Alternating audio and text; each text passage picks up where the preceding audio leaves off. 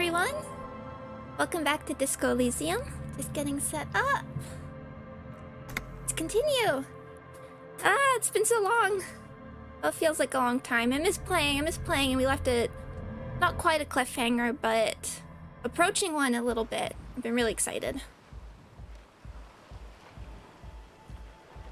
Okay, just getting us all ready. Hi, Min. Hello. Hello.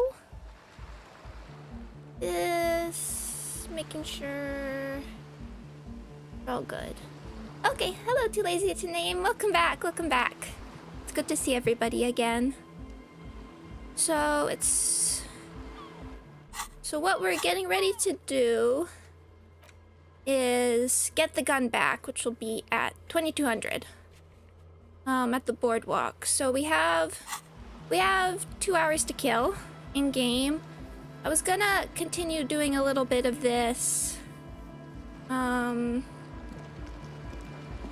church quest up here a little bit, but there's some stuff I think I want to do first just to prepare for this next bit, including I think it was recommended I did which one of these? Wasteland of Reality? Is this the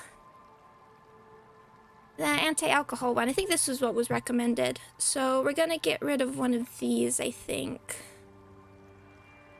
I think I'm gonna get rid of this one. And then we'll do... Oh, hi, Lee. Hi, Temperance. Welcome. Welcome. I'm so happy to see everybody. I'm good. A little tired. But I'm good. How is everybody? I missed everybody. Wasteland of Reality. So our physical instrument isn't very good anyway. So we're just gonna roll with this. Because I think Coolside recommended it. So let's go for it. So 20 hours. So we're getting started with that. And what I was saying was, well, we have these 2 hours to kill. I want to go back and grab a few things.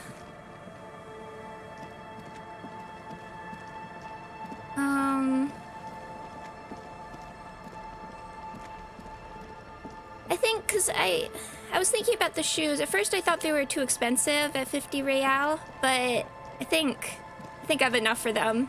Maybe we'll buy some books for later so we can kill some time. One sec. Remember your nugget. What do you want your title to be? It's currently Heartfelt Messenger. You're doing good. I'm glad you're doing good. I like Heartfelt Messenger, honestly. I really like that. I never paid too much attention to titles, but that's a really good one. I like that. Thank you. Did you rob casinos during your gambling research? No, to be honest, I don't think I've ever set foot in a casino. I'm more on the, like, theoretical end of research. One sec, I want some water.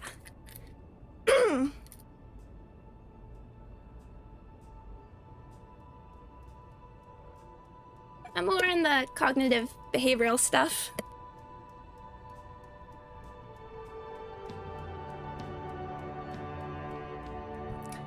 Gambling research, it's kind of my job, gambling research. That's my area that I'm currently doing my academic stuff in. The speakers below are banged up and worthless. Right, wink, the wink. sneakers triumph over them. They're the star of the show here. So +1 reaction speed, +1 hand-eye coordination. That's pretty good. I don't like the -1 encyclopedia, but I think we can live with it for having those two because our motoric stuff is good. So I think we'll go for it. Super cool! Now the premium lifestyle is yours, officer. Cool. The sneakers seem to vibrate in your hands with an almost mystical energy. Sneakers, now we can get the speakers. The junk is yours, officer. Happy listening! Try not to hurt your ears with that Samaritan garbage.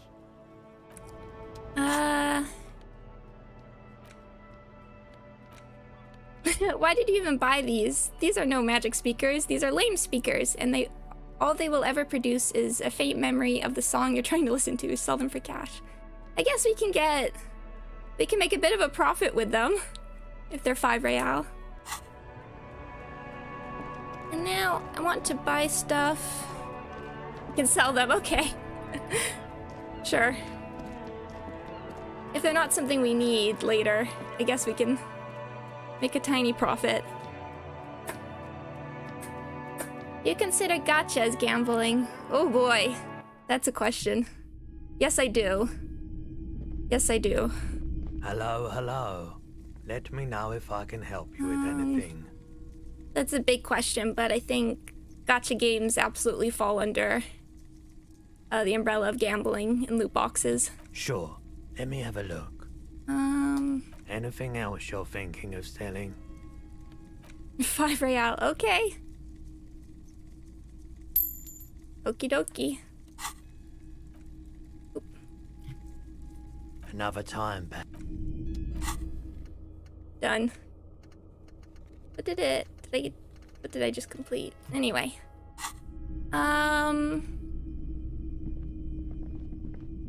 let's go play in the bookstore for a little bit.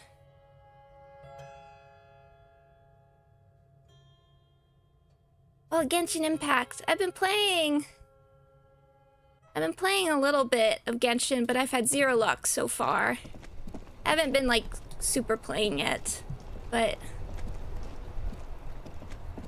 no 5 stars for me yet. Or 4 stars. What's the max rarity? I don't remember. But I've been wanting to try out Cookie Run. Just for fun. But I've been sort of off gacha games on principle a little bit. But Cookie Run looks cute. I really like the art style. Let's... 5 stars max, right? So yeah. Oh, I guess I picked up Aloy, so that counts. But I haven't gotten anything much from the gacha. But I'm not gonna spend money, so that's okay. Oh, we have these shoes as well. Okay, +1 reaction speed, limitless grip, +1 hand-eye coordination, steady ground, -1 encyclopedia, too fast for facts. The Ultra Series Fallen sneakers put lightness and grip above all else. With grip, tape-covered springboard soles, and ultralight synth fabric technology, you can exit every corner with maximum traction of a gentleman's racer. The lucky numbers. No! Lucky numbers are secret. So let's remind us what books we can find. The display rack is brimming with worn paperbacks. Oh, we can do this thing. Let's... muscular, sword-wielding barbarian on the cover. Let's see what we have for pain threshold. 5 stars and 90 pulls. That's amazing. Physical instrument. I know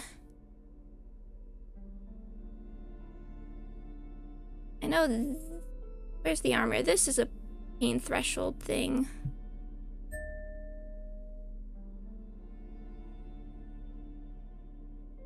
Ooh.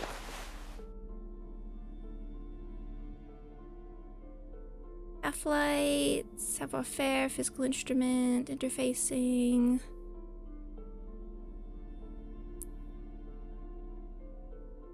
Oh.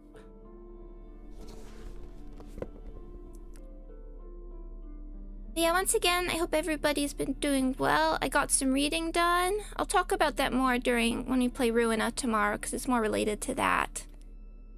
But I almost finished reading Damien, which I've been really enjoying. And finished, Kafka's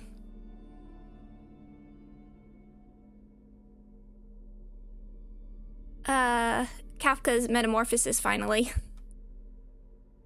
was good. Okay, let's see this. The display rack is brimming with worn paperbacks, featuring a twinge at the back of your head makes you flinch. Your eye starts twitching. Ow! Your hand reaches toward a book with glossy cover art of the very muscular man from Hyundai. in chains, kneeling in front of a staircase leading to a throne. A woman sits on the throne, leering at the man. Oh yeah, too lazy to name. There's lots of crossover for the Korean voice actors. There's a lot of I don't know much about Genshin, but I know there's a lot of crossover with Cookie Run, their voice actors, and Runa voice actors, which is really fun. But yeah, Espresso Cookie being Hesed is really fun, is really cute. I like that. I like that coincidence, especially because he uses a similar voice. She's laughing at him, belittling him. Oh no! Between the throne and the Hyundala man lies a bonfire, casting shadows on the wall. The shadow of the woman's headdress looks like a pair of devil horns. The title reads, Man from Hyundal and the Devil Woman. Interesting? The display rack before you is burdened under piles of Man from Hyundal novels. We'll come back to these. They're not my priority. I want to get the board game for later. A small mountain of colorful board game boxes. There are numerous types of games for all ages. A lot of shelf space seems to be taken up by Wirral-related merchandise. Oh, there's 2 board games. I didn't know there were 2 board games. Okay, we're gonna want both of these. Wonderful choice, sir. A wholesome family game. We'll start with that, then let's look upstairs. Because there's a book about the Pale, too. I'm surprised we don't get a discount after everything we helped here. Oh. No sane person would ever put their head in such a machine. Looks like Guillaume Le Million, the hair poster. Shelves filled to the brim. Okay, there's Dick Mullen. Shelves full of biographies of famous people, whoever they are. Oh, we want this one. A true cultural touchstone. Enjoy the read. This bookstore is not strictly about crime, romance, and biographies of famous people. There's also a wide range of paranatural literature. Alright, I want to buy the Medicinal Purposes of the Pale. I want that one. Indeed. Something about that book does seem to have spoken to you. Well, I hope it contains what you're looking for. Me too. I don't know what I'm looking for besides just more info on the Pale. I'm not really feeling like the mystery is gonna be solved by the Pale, but I hope we get more info on it because I'm fascinated. Anything we can find on the Pale, I want to know. Interact. A civilization building board game where you get to choose a nation and set off to colonize and exploit other cultures. A star-shaped note on the box proclaims the game now includes a completely new genocide. Oh no! Oh. This dusty tome, book, The Greatest Innocence. The dusty tome brings knowledge on the history of innocences. It is written by one, oh, I'm not sure how to pronounce that exactly. I'm afraid. A Mesk fascist who tries to reach a conclusion on which of the innocences is the coolest in the world. Oh, hello, Horatio Cell. Yes, I'm very excited. We will be checking that one out. Now we have the Medicinal Purposes of the Pale. A small green book giving off a peculiar, foreboding impression, although it's hard to figure out why. It describes the various ways of healing debilitating ailments through the use of the Pale, some of which sound implausible at best. Yeah, why don't we read that now? I'm just gonna put my regular clothes back on, because it...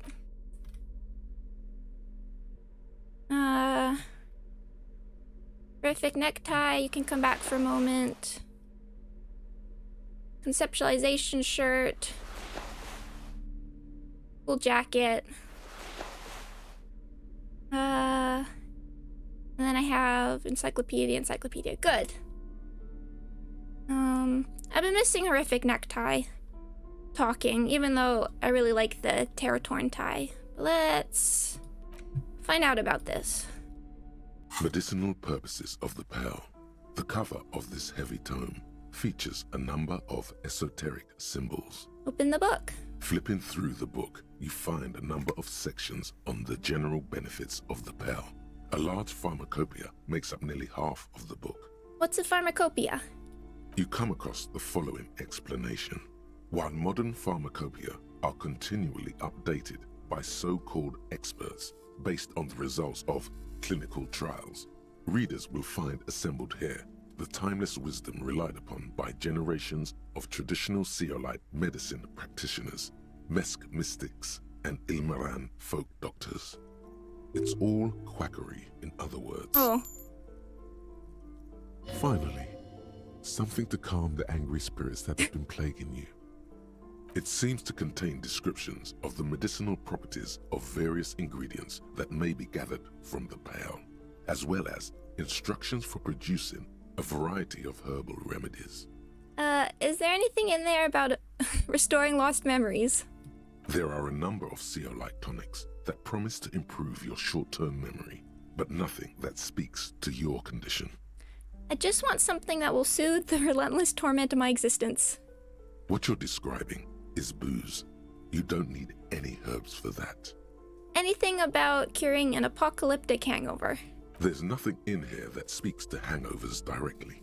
However, while browsing through the various descriptions, you become convinced that you could assemble something from the ingredients listed here.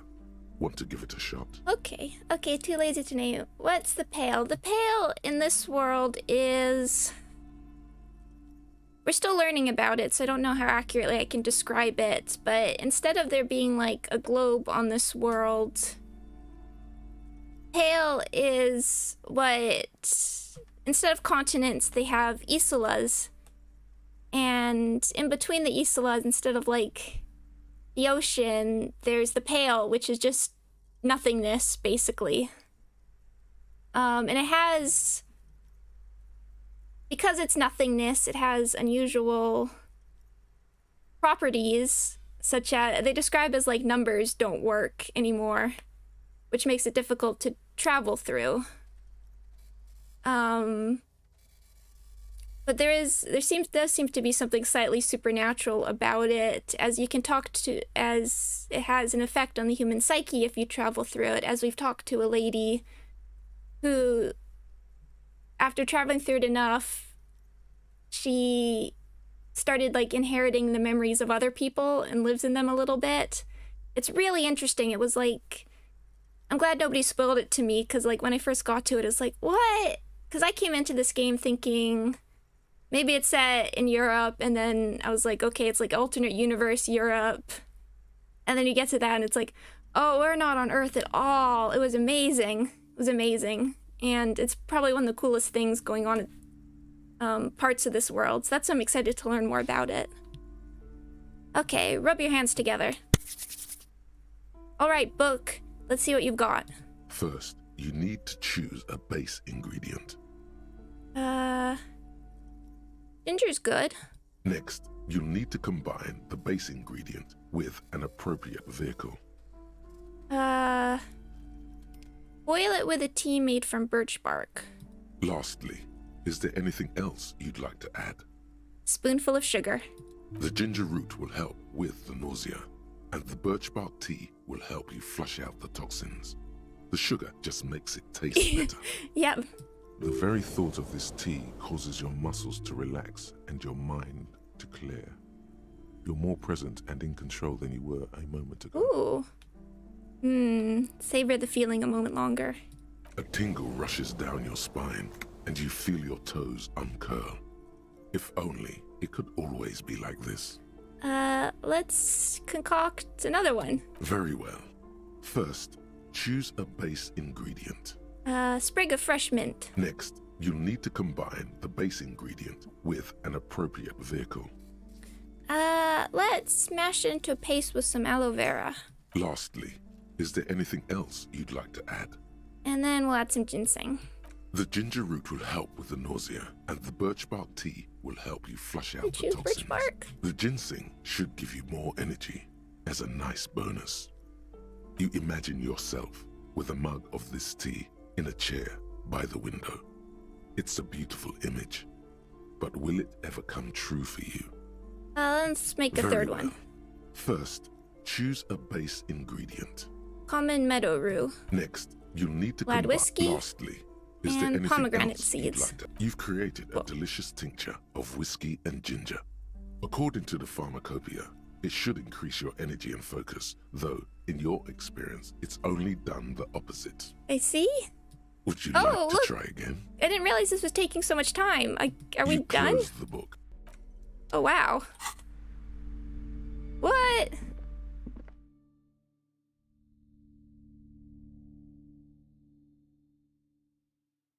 Wasn't paying attention. I just wasted all that time.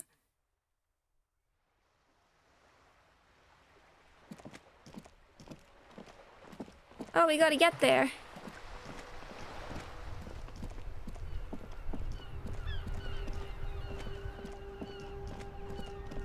Obsessed with gambling. No! I'm not obsessed. It's just my job. Hello, reduced farmhouse. Reading books burns a lot of time. I didn't realize that. Well, I knew we could use it. I didn't realize it was so fast. So now we gotta. It's by the docks, right? We'll also need to prepare. Before I get there, we need some clothing.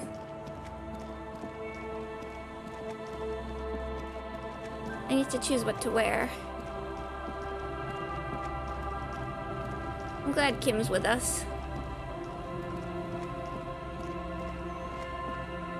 What is it with this gambling addiction? It's not. It's because that's my area of research at the moment, is gambling studies and gambling research. I didn't mean for it to become an obsession. Oh yeah, and there's the phone that we have to do. Forget, it's not up here. Okay, there's... Oh wait, here's the dock. Okay, let's save and let's choose some clothing for this encounter. We're gonna go back to the Territorn just for the extra stats. Since the Pigs has a gun, I feel like we should wear this. Just in case. I like this. I like that these give us extra encyclopedia, but...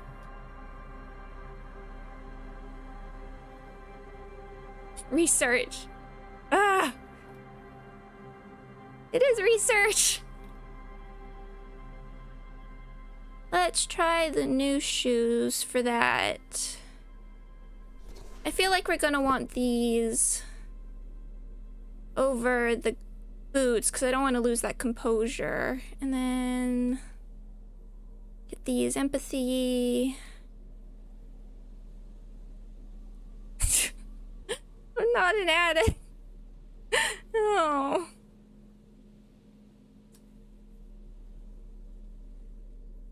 Hello, cool side. Thank you. I have been good. I hope you've been well too. I'm just prepping for our confrontation. And then we have pants. We could probably put something that does more than Kingdom of Conscious. What do I have?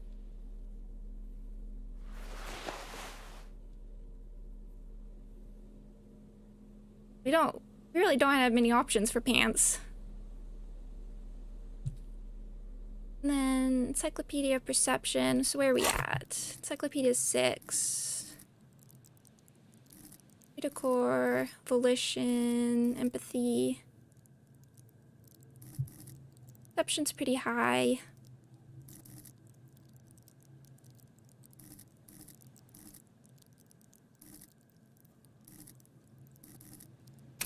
Something's minusing it.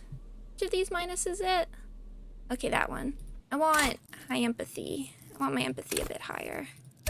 Just in case. And...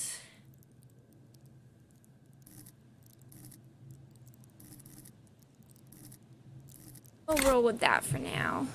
And then if we need more, I guess we can spend it in the cutscene. I mean, not. But... let's quick save.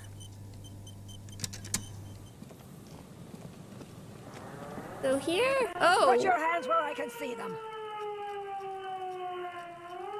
What?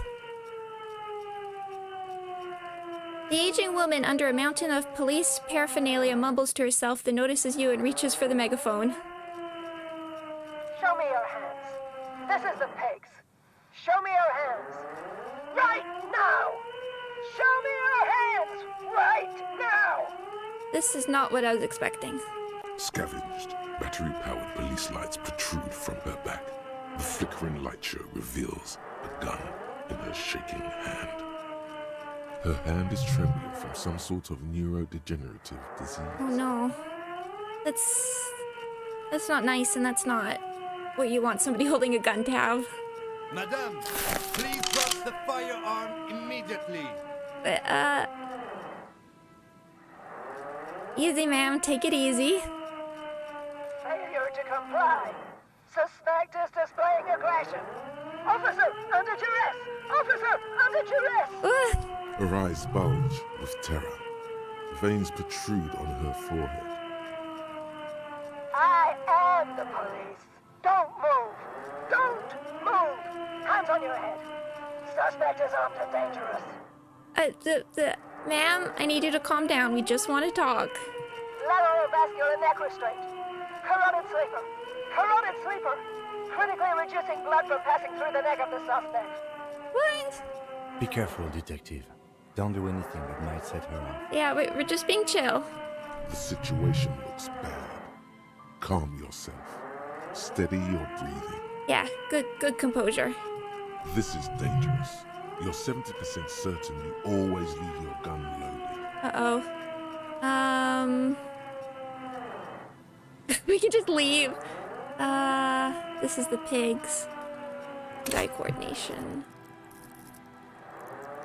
Zero motorics. I spent a lot of time boosting these because we started with 2, but they're still not even at 5. It's not great odds. Hopefully we can raise this a little bit. We can solve this peacefully. Please lower the weapon. Officer in need of assistance! Suspect alert! Get on the ground! Ma'am, please. We want to help you, but you need to lower that weapon. Yeah, we're not shooting her. Let's just talk, all right? Disturbance reported. Authorized deadly force. Sector, take the shot! Big red key! Big red key! Big red key. That's code for the battering ram. Cop talk. You know this. We're getting experience. It's more than 50-50. It is, but if we can just raise it a little bit, I'd feel better. But I don't know if talking more is gonna agitate her. Please identify yourself, ma'am. It's the goddamn police shitbag! On the pavement! You're under arrest! As she waves her hands, you notice familiar-looking ampoules and packets sticking out of the mountain of police gear on her back. Medicine or drugs? She thinks she's a police officer. Try treating her like a police officer. Okay, here we A go. lower-ranking police officer. Be careful with red checks. Yeah, that's what I'm nervous of. Officer Pigs, double your freighter, Harrier Dubois, requesting your sidearm for inspection. Hold out your badge. What? What?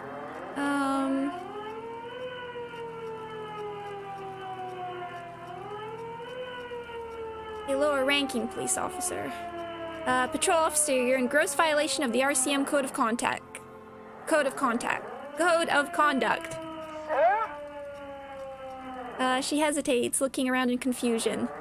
The 3-barreled pepper box wavers in her hand. In this moment of hesitation, she almost doesn't seem disturbed, but like someone suddenly waking from a deep sleep.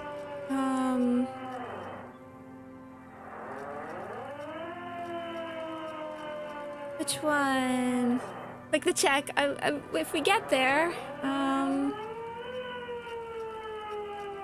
I guess we'll keep going with this. Patrol officer, I have to sign you up for a disciplinary hearing. Slowly shake your head. Easy. Press her too hard. Oh, Too late, Lieutenant. Oh, no! With a swift, poorly coordinated move, the woman slams the megaphone against her lips and teeth. oh no. A trickle of blood runs down her chin. She doesn't notice it. Officer compromise! Unlawful impersonation! Oh no! Pigs en route! Engage your will! Okay, She's actually more agitated now. Uh-oh. My bad. Well, we're raising it. I guess we'll ask this and then we'll try this. Are you on drugs? Confiscated contraband. Restricted access. 2 kilos missing. Eyewitness report compromised. I don't think she's on drugs.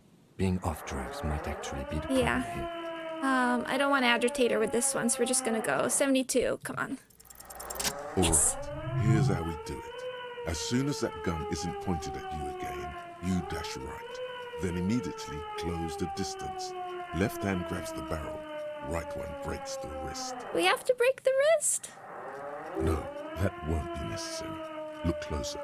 The gun, all 3 barrels, red and blue light shining through. It's not loaded. Oh, phew. I don't want to yell at her too much, but that might be fun. Kim, I'm almost certain there are no bullets in that gun. Huh? My God, I think you're right. Ma'am, the weapon you're holding is mine, and I know it has no bullets. What?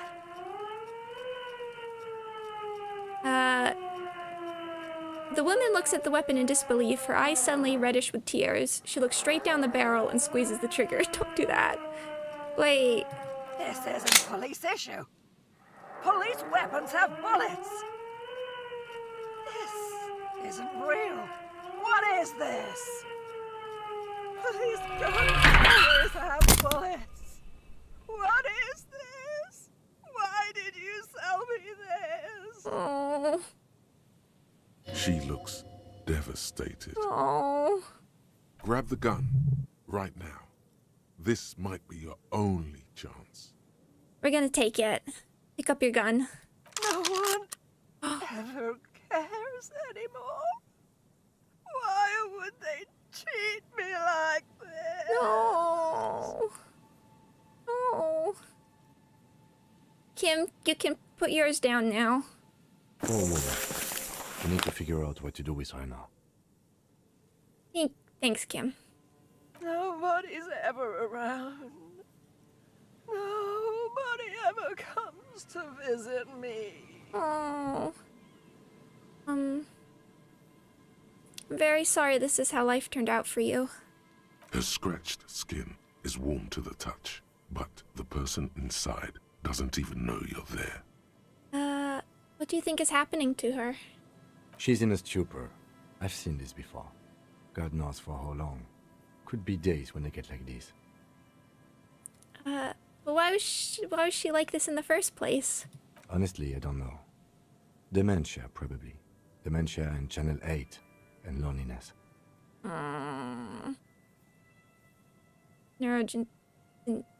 Neurodegenerative disease. Happened when you listen to too many cop shows on the radio.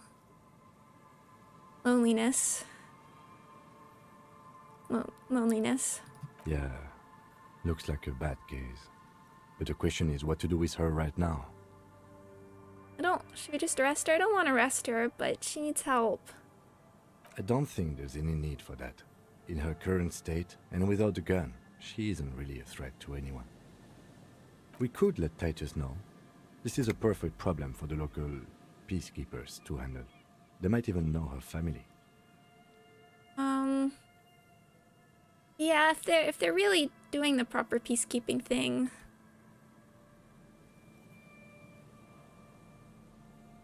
Titus sounds like the man for the job, and he might appreciate us coming to him, so let's go for that.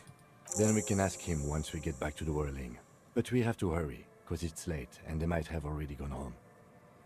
But I think we're done here for now. Let's head out. This is done. Please, leave the radio on. She mutters, it seems like a reflex, a half-remembered sentence. Reflex to what? Being left alone. Oh. She stands motionless. Just a heap of clothes and flashes now. Maybe if you search her once more. Okay, interfacing. Let's just take a quick peek though. Billiards 9mm pepperbox pistol. A 3-shot revolving barrel Villiers LaSalle pepperbox, typically assigned to officers of the RCM upon reaching the rank of sergeant. The butt of the gun is worn, and the engraving on the side reads, Sunrise Parabellum. This is your gun, no doubt about it. Equip this when times are most dire. I think we're good to put our other stuff back on. Guess we didn't need our fancy... what's Channel 8? I guess Channel 8 is the... I don't know if that's just like the police channel or like... Yeah, or should we keep wearing these? No, I don't want to lose the... We'll keep our perception stuff. I'm glad we kept our composure up and we didn't put these on. It's hard to know when you go into stuff. And... guess we can keep those pants on for now. The woman stands slumped. She looks catatonic under her mountain of RCM paraphernalia. Is one of those things a police cap? There were narcotics in there too. You're thinking of taking them? Pick up the RCM cap. She doesn't even flinch as you reach out and disentangle the familiar-looking lieutenant's cap from her mountain of RCM paraphernalia. Oh, is that yours? Is it? It's hard to say. It's been so long since you wore yours. Maybe, probably, you know me. It's your hat. Oh. Obfuscate the narcotics. I guess she does. It's not the best if she has them. I don't like that wink, though. You take the vial of Pyrrolidon and the bottle of speed as evidence, obviously. She didn't consume them. She didn't look high. She confiscated them. A little like you are doing now. Oh. You're taking those, are you? Listen to him, for once.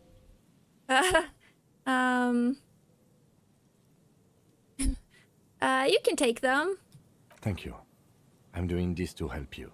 We need to focus on the case. Yeah, we're sober. We don't need these. He's grateful you did this. Aw. Good. I saw your Halloween stream announcement.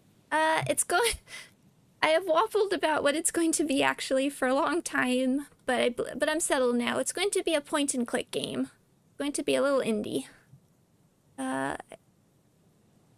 We'll shake her. The old woman doesn't react to your touch. Leave her be. Let's check out the hat. Or we have tools. No, we don't. Ooh. +1 authority. Member of an organization. Try it on. Oh. I bet. I can't. I'm not so sure about that. About this look. I prefer the Dick Mullen hat. The cap is sturdy and comfortable and seems to retain its form very well. It fits you perfectly. The inside of it smells like cheap tobacco and typewriter ink. Feels familiar somehow. Perhaps it too is yours? How the pigs got it is a mystery. I'm not sure about this look, but I guess we go back to Titus now if they're still there. I'm not sure when they disappear, but...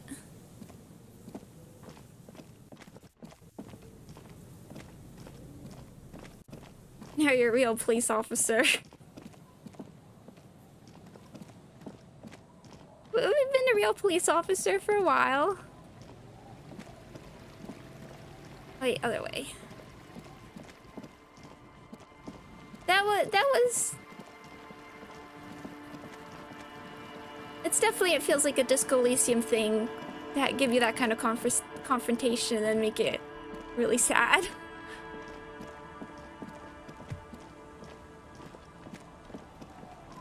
Let's see.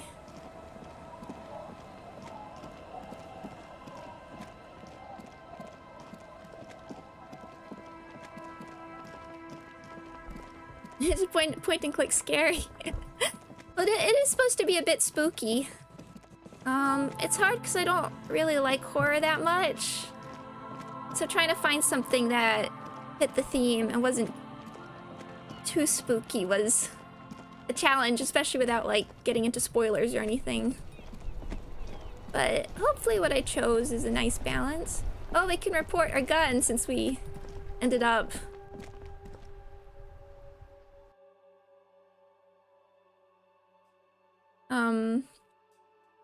reporting it, saying that it was missing.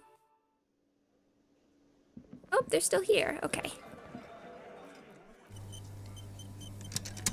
Hello. It's you again. What is it? We have several things to talk about, actually.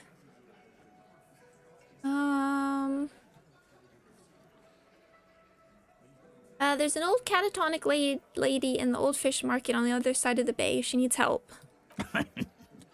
What's that, Copper?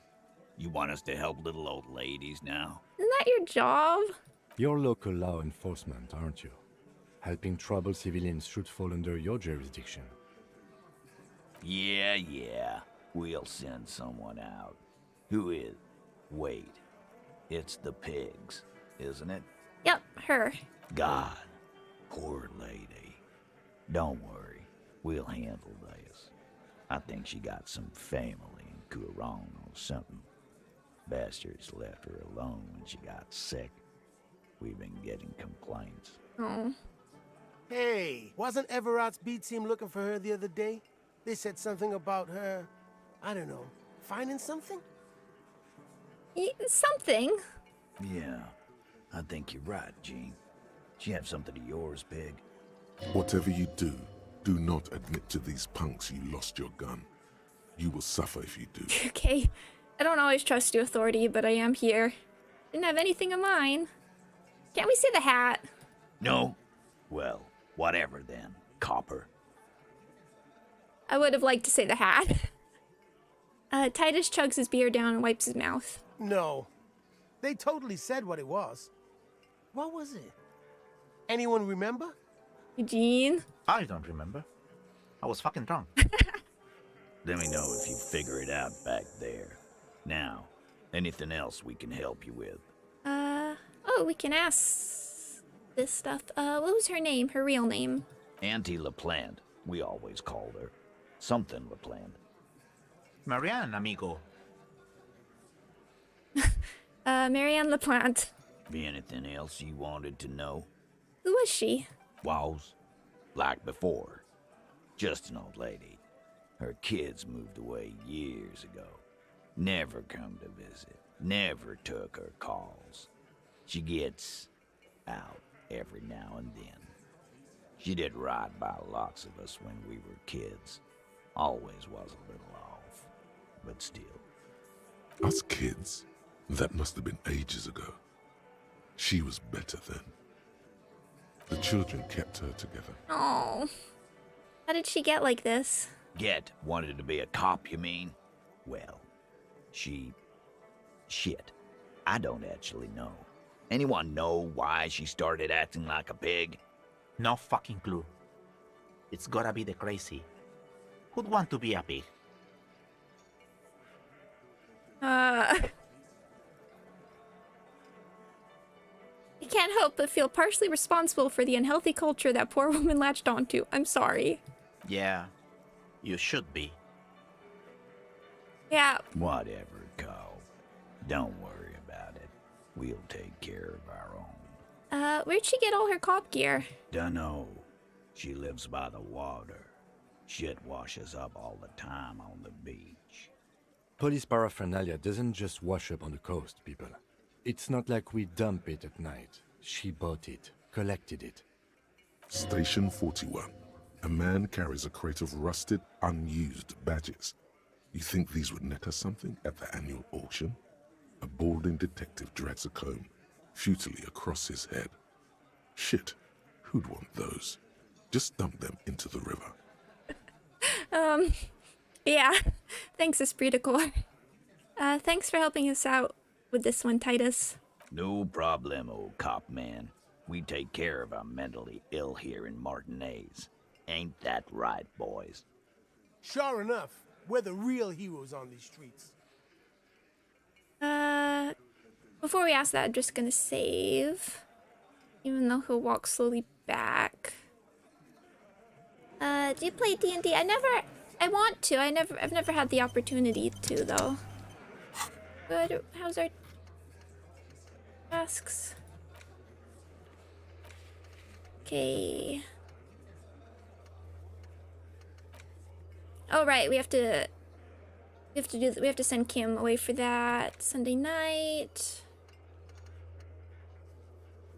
Speak to the assault victim. Okay. Body. We have that. There's lots to do. It's you again.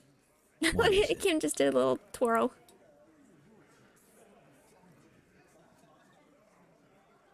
You have a good mic? Oh, that's good.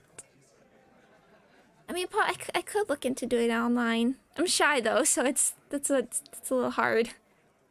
Claudia said she wasn't raped. Fuck! I knew that fucking whore couldn't be trusted. Oh. You've hit a nerve. Titus is furious. No, more than that.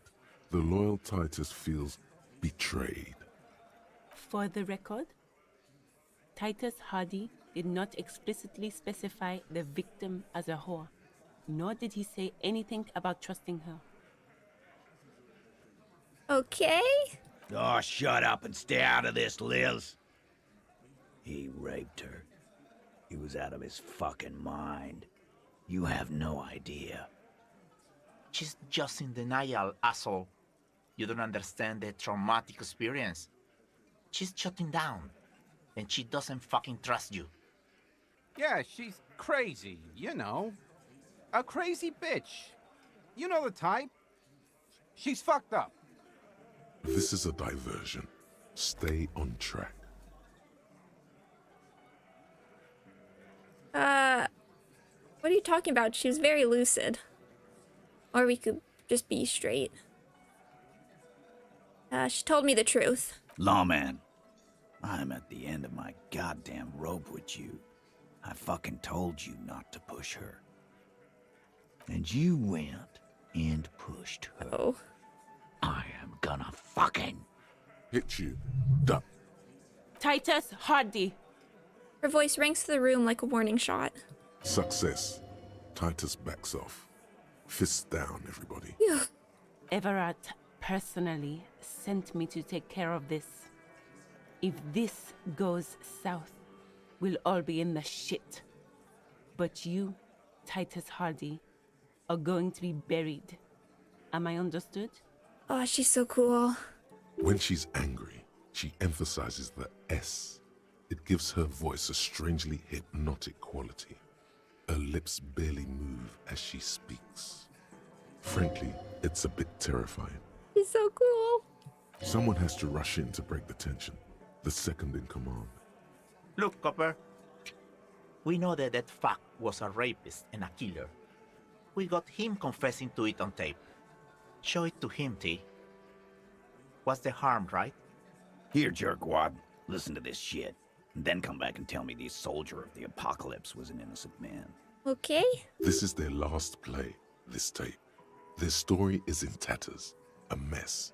It might be nice to listen to, but at this point, you don't need to. I'd still like to, just for the information. So what's on this tape? What's on it? We call it the door gun a mega mix. You'll know why.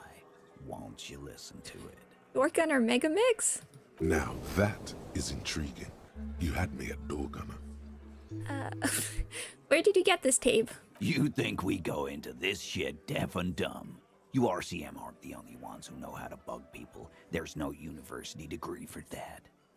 Actually, there are a few. Crypto analyst, radio officer. Actually, there are numerous degrees that you can get in signals intelligence. Yeah, like you have one. Smart ass. He looks to his left. There's a beer that he forgot. So you bug them? How? We have machines. We're in logistics. How do you think a harbor works? It's advanced stuff. Understood? You've listened in on their communications. How long? Since way before their chief started taking swing lessons. Things got nice and quiet after that. Which one of you is doing this advanced radio work then? It's not advanced. You just hold up in a coop all day, writing down what they say. It gets hot as hell in there. Don't put yourself down, Angus. It's important work. The chief picks his beer back up to offer a silent toast. Yeah, man. You're like a radio genius or something. Those notes are some in-depth stuff. Indexes and shit. Aw. Where can I listen to this? I'm sure we can find a tape player. Ah. Where can I listen to this? Why don't you try shoving it up your ass, genius? Yeah, play it with your ass, cocksucker. His voice echoes like thunder in the small room. I'm sure we can find a tape player. It's not a problem. Thanks, Kim. We do have something. Your room had one. Or maybe it's too broken. I guess we'll ask this. Why should I care about the tape? You lied to me. You don't care about evidence. The fuck are you a cop for, then? Pigs, T. They don't care about getting the truth. Okay, yeah, maybe I shouldn't They have care asked about that getting one. convictions. They are fucking keeping a score on their bulletin boards. I won't be on your bulletin board. If you don't listen to the tape, we got nothing to talk about. There's a lot of questions. If you ask them now, they'll just keep bringing up the tape. Okay. Listen to it, and they'll have nothing to hide behind. That's enough for now. I'll get back to the investigation. Don't forget your tape, lawman. Compliments of Titus Hardy. Take the tape, of course. Fine, I'll listen to it. You do that. Oh, and keep it. Maybe you'll need a reminder of human ugliness someday. Okay. Going to take off now. It's getting pretty late. We might send Kim home. I mean, Kim away. A magnetic tape acquired from Titus Hardy. It supposedly holds a recording of the mercenary task force radio communication recorded via a de-encryption station. Not a good omen. Requires a boombox to play. Boombox! You're gonna play it out loud. Okay. We might... Oh, in game, yeah. So we're gonna send Kim home, and then we're gonna do some stuff on our own, I think.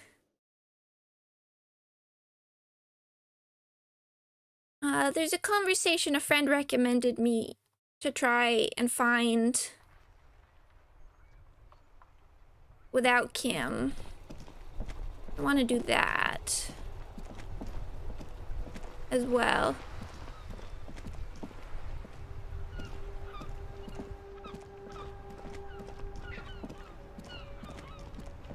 That's the plan, I think.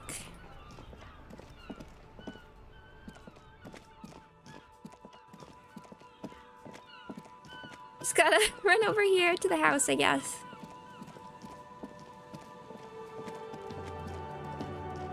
I'm still sad about the cryptid.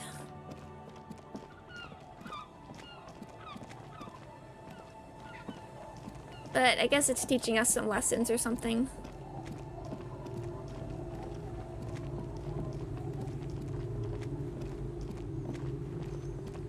It's getting cold, this late in the night.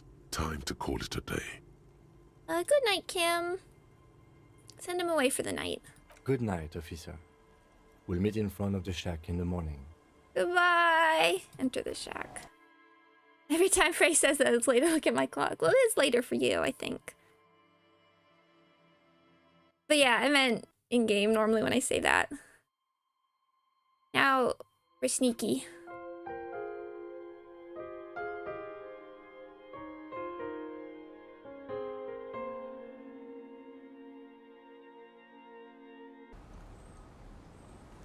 Now, a friend told me there's a fun convo you can have with Joyce if you're on your own. So we're gonna go try that quickly.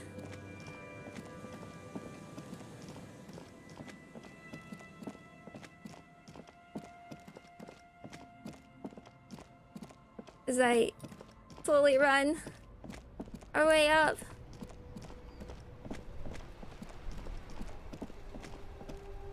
Oh wait. Where's the car?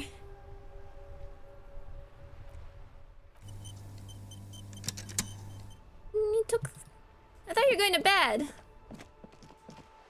Maybe he has to drive the car around a little bit before he goes to sleep.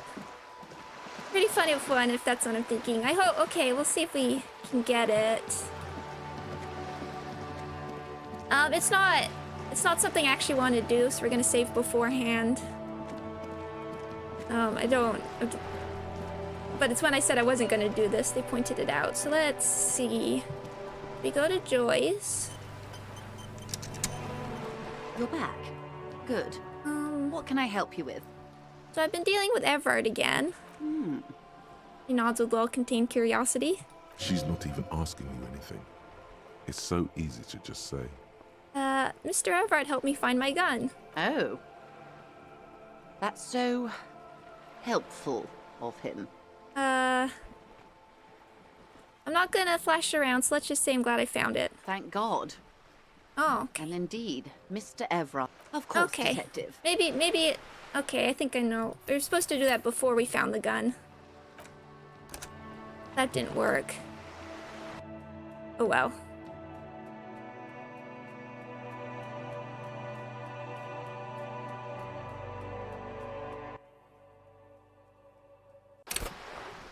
Never mind to that.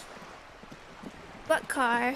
Our Kupri Kinema. I can never remember to pronounce it. Him's car, I guess. But it wasn't there for some reason. Oh, yeah, you get it if it's before if you get it. I'll have to look it up then, because my friend said it was really funny.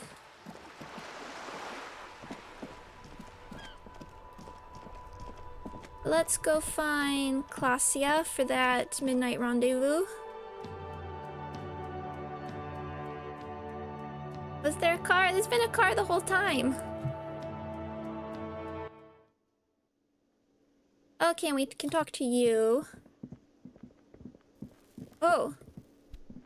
You're not there. I forgot there's still money there. I don't think they won't notice now.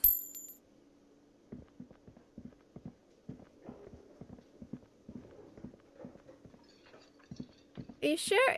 I thought so. I thought there was the car. No, it was definitely there. You hear, Klasia? Oh, okay. Oh, it's just some bottles. Maybe we can take them.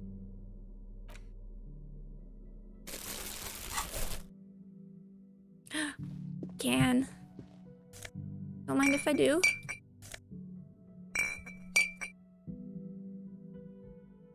Are you sure? You're making me second guess myself, but I thought so. Oh, something here. Yeah. Oh, there. Oh, I see it. Come on. Oh, where is she? Oh. This medicine cabinet is full of wares. Sheets of pills, haphazardly stacked one on top of the other. There's also a toothbrush somewhere in there. This is a bit of an invasion of privacy. Look at the toothbrush. It's been used quite a lot. But not for scrubbing blood off towels, or anything else interesting, it seems. This toothbrush belongs to someone who doesn't give a damn about her teeth. Oh. You should care about your teeth. You don't want to deal with what happens if you don't. Look at the medications. Pharmaceuticals line the shelves. Sheet upon sheet of pill bottle next to pill bottle. Acetylic acid, APAP, eye drops, blood thinners. Search the bottles. Pill bottles rattle like bones as you search the cabinet. Paracetamol, histoperidol, something in a foreign language you can't read. Behind them, an unusually shaped nasal spray. Its label reads, Nacra. Nacra, this is used to treat opioid overdoses. Always handy to have around. Paracetamol, Tylenol. I'm not sure what histoperidol is. Opioid overdoses, so I don't know if that's her issue or that's for somebody else, but good to have. Search the pill sheets. Among some foreign, probably Messinian or Gotvaldian, marked red blister packs you find. What do you find? This is going to take a little know-how. Let's see, we have some stuff for electrochemistry, because fortunately that's not a stat I've put a lot of work into. We have some stuff. Half-light. Thought we did at least. Rivers. Half-light. There we go. Electrochemistry. Threshold. Savoir-faire. Okay, fingerless gloves.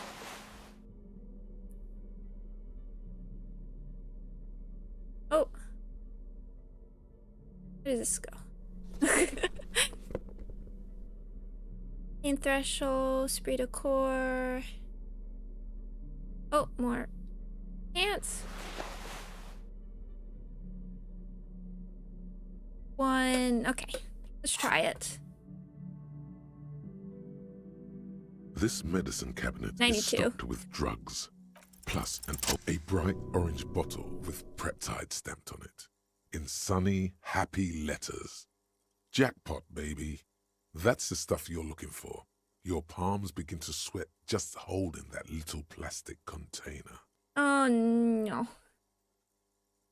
Uh-oh. I don't like it when electrochemistry gets excited. What's so exciting about this orange bottle? It's speed, man. Oh. Just what you were looking for. They call it dextroamphetamine and talk about psychological disorders. But what we're seeing here is some scientifically advanced trucker speed. Close the cabinet. I was hoping we'd learn a bit more about her from that, but since Kim Wace, he can go looting drug cabinets. No! I thought we'd learn something. It was for the sake of knowledge. You see the yard below. The corpse is no longer there. What did you expect? Oh boy. Now to re-equip the stuff I actually like.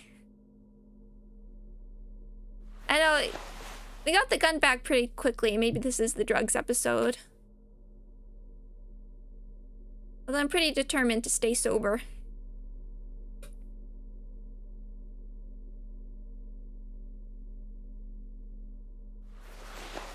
Gauntlets. I like that ding sound it gives. Oh, bullets. Didn't really notice. Do we have to... I guess we have to have bullets before we can even use this.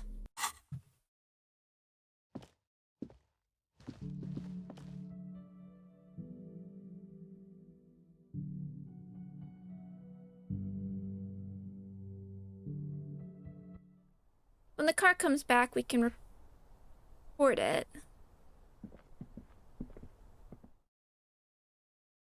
Reading passes time quickly. Okay. I guess that's true in real life, but...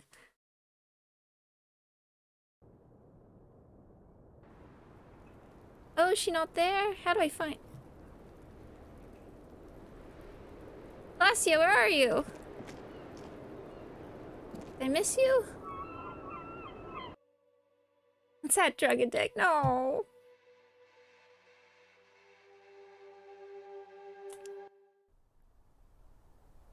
Huh. This window is I think she leaves at like 11. But it's her house! I mean, it's her apartment. Oh. Oh, thank you, thank you. That explains something. I have to send Kim away, but like... earlier.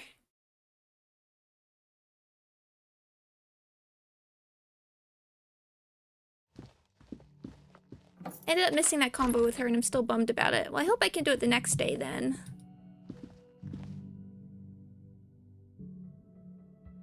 Game logic.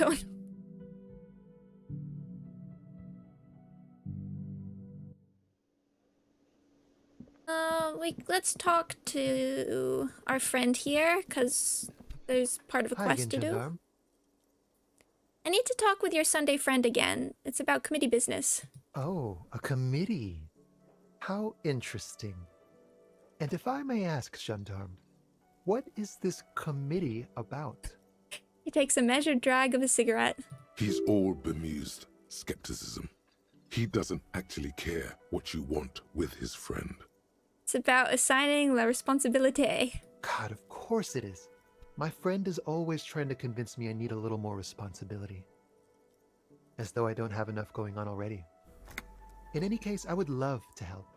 But the thing is, I don't know where he is. We don't talk about everything, you see. He gently taps the end of his cigarette with his forefinger. He might have mentioned something about making a tour of some historical sites up the coast.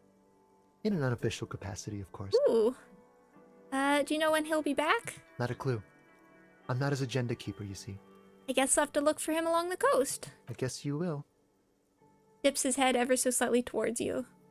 Leave. Bye-bye, Gendarme. Okay. Gone for a stroll along the coast. Okie dokie. Are there anything to do on our own?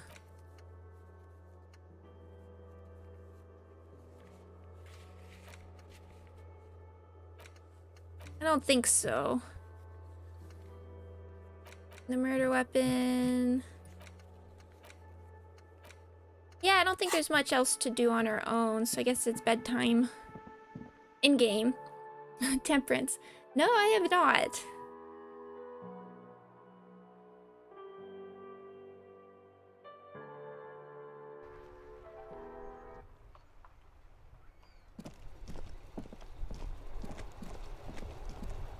I mean, there's a lot of stuff I want to do.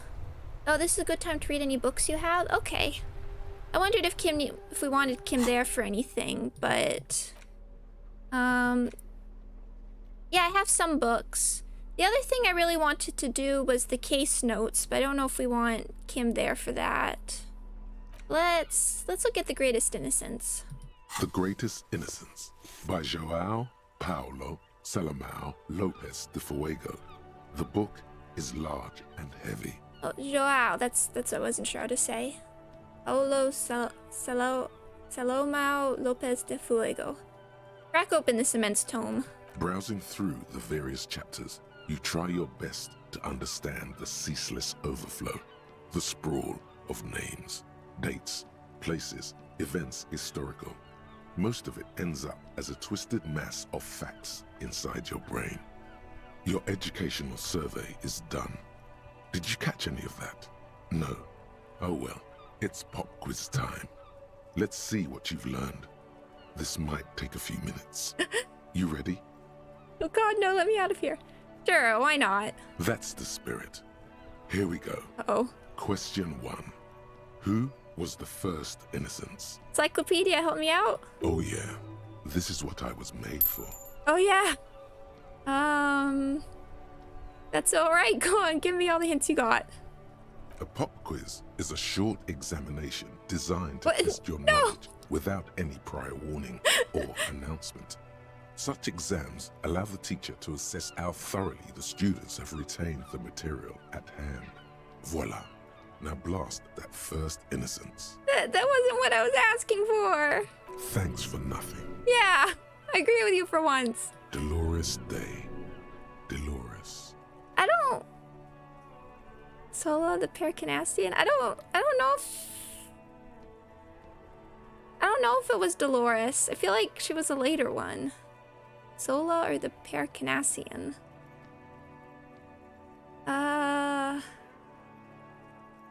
Thanks, Encyclopedia.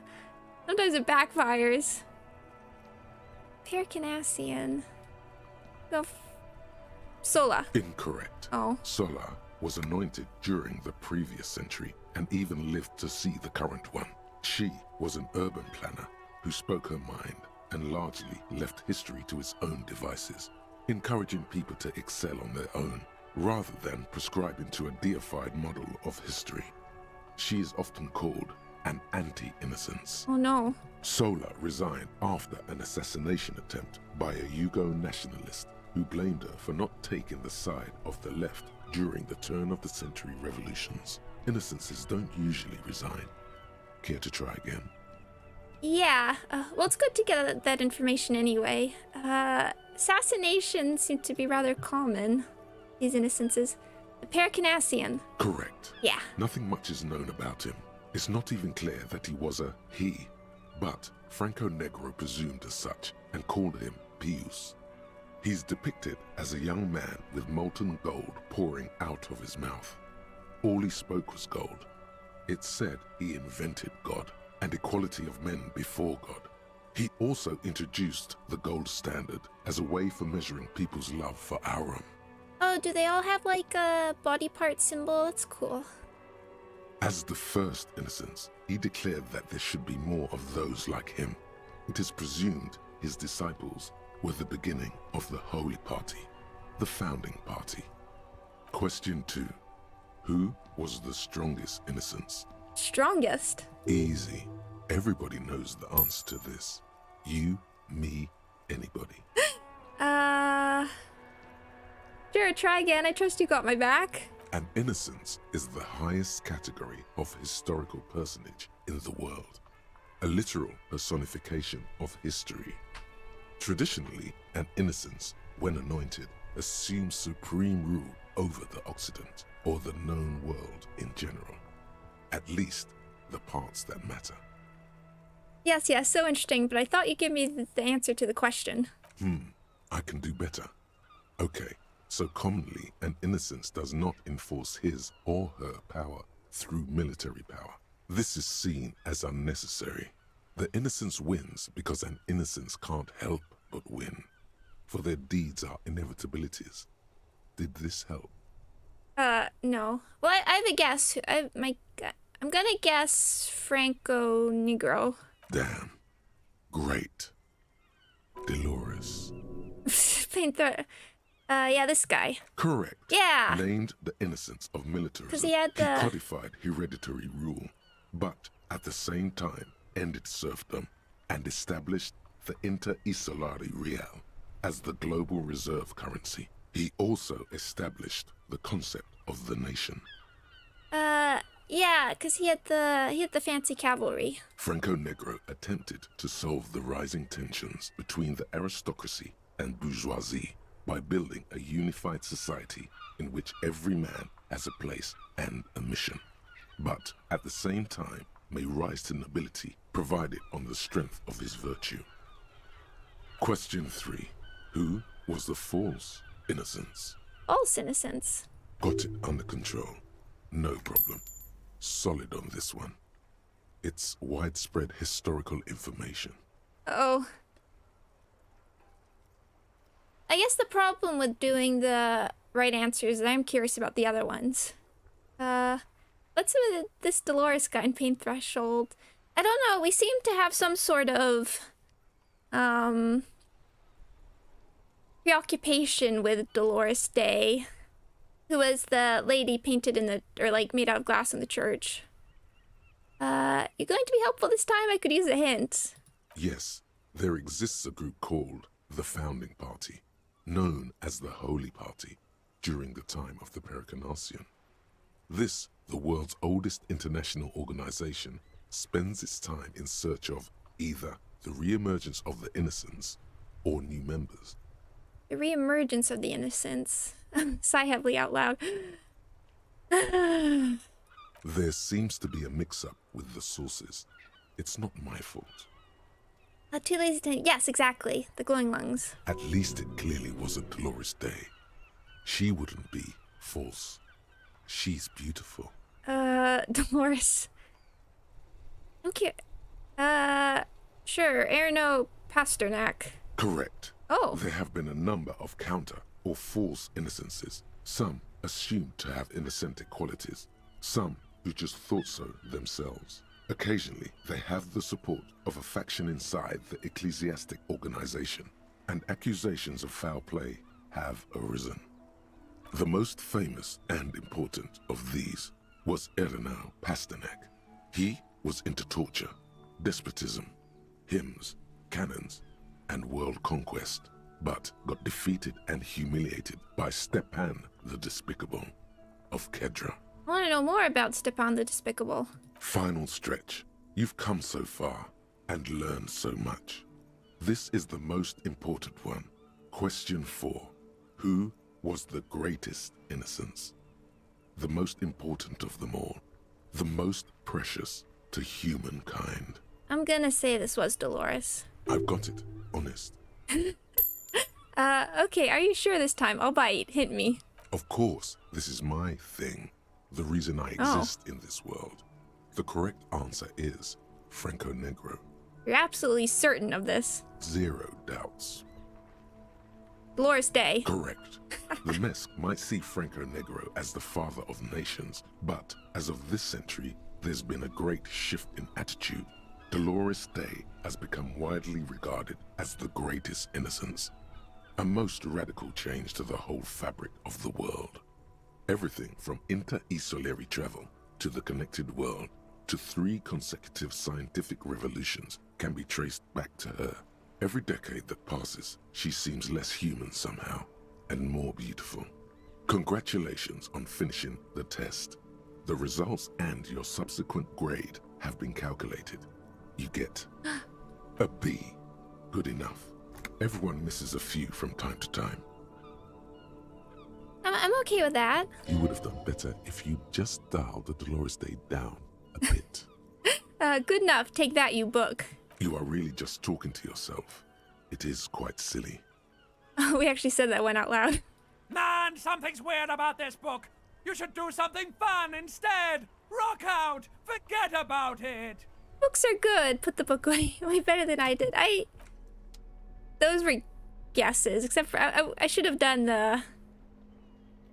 I should have not done Dolores Day at the end. I am curious, but let's.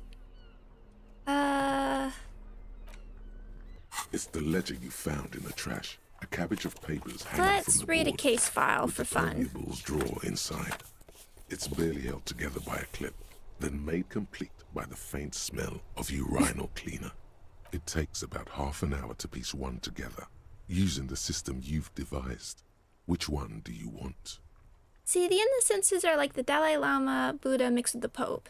I'm interested in the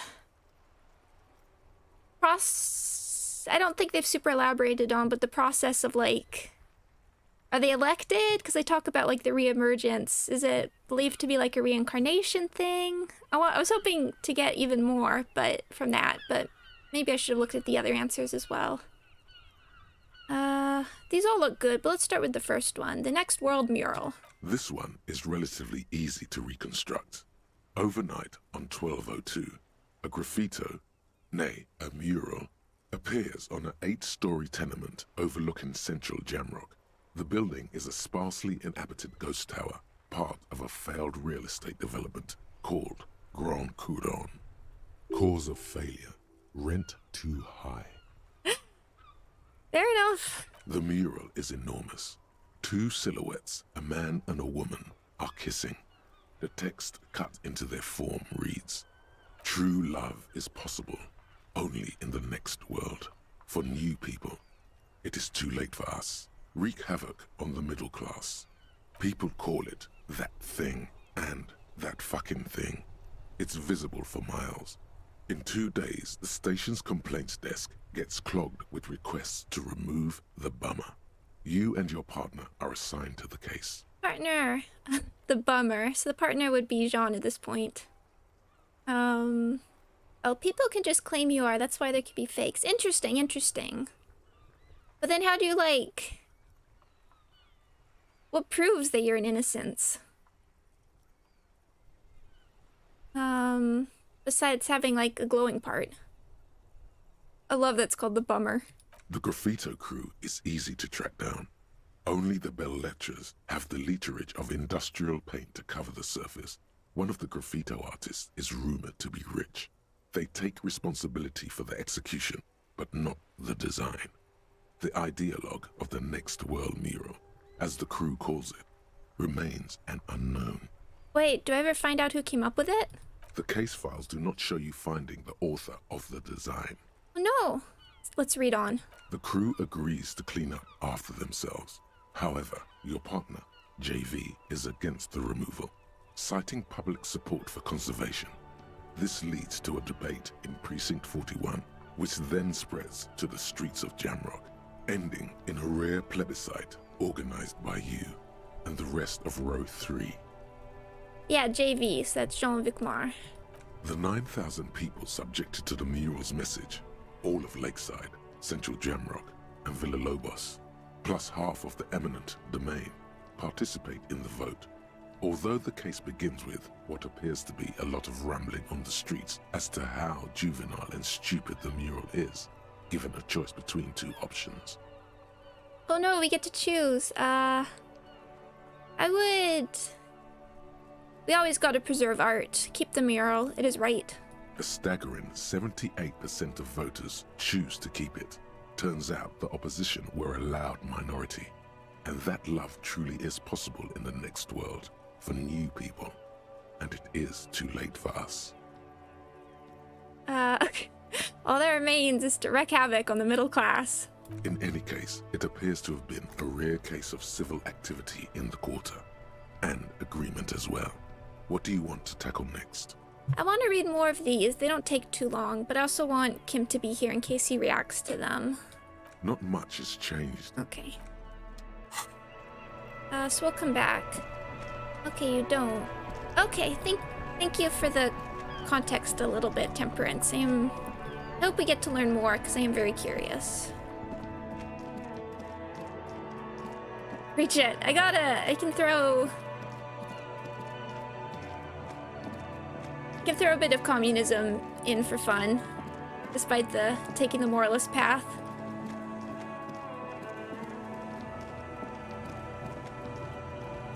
I don't think we're gonna find the Sunday friend in the middle of the night, so. I don't remember Kim reacting to the case files, though I do remember him reacting to some of the books. Okay, good to know, good to know. I'll save. It's getting late. I want to also grab that other board game. I do want to keep a bit of money in my back pocket just in case, but...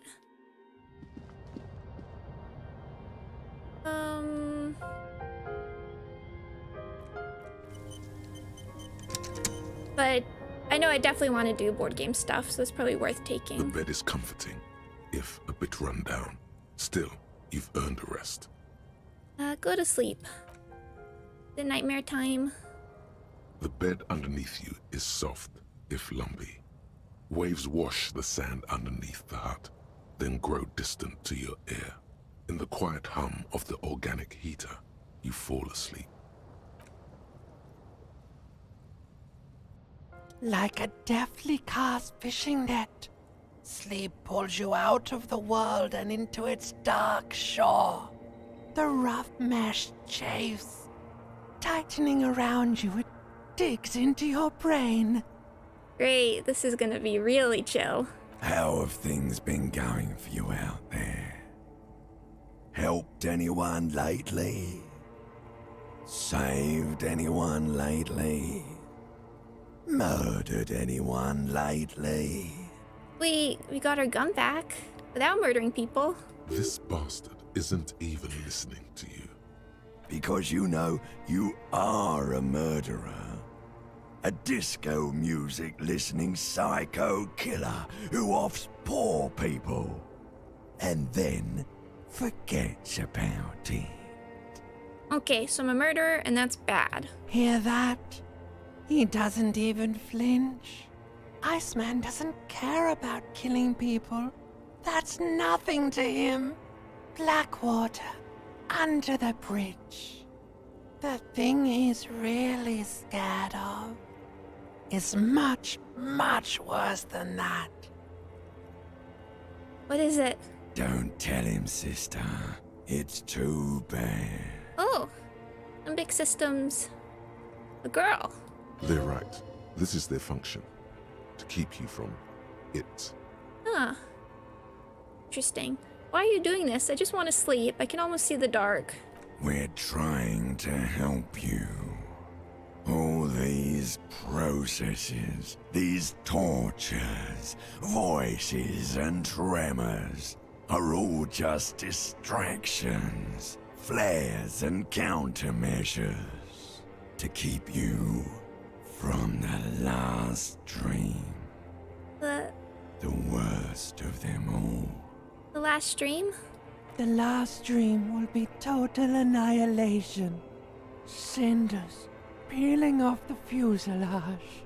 We won't be there to help you anymore, Harry. We will be dormant. You will be naked and alone.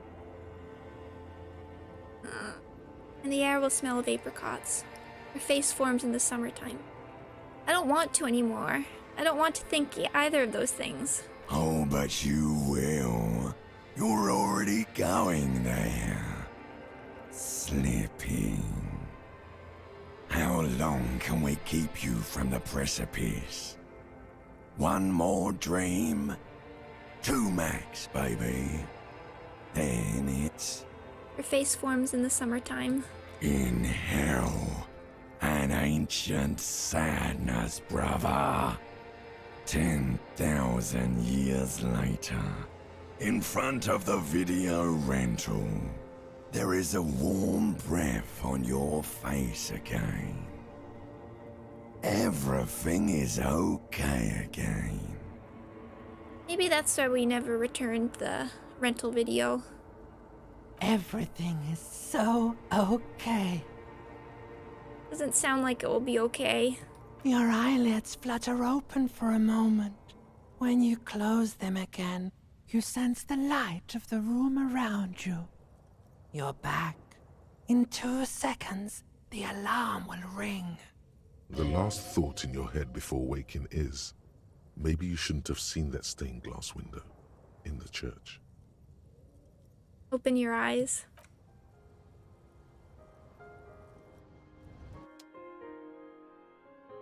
Those sections really hurt.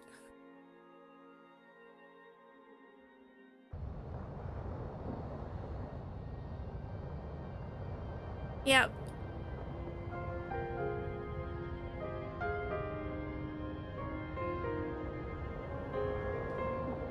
Up we get. Him! Fix it!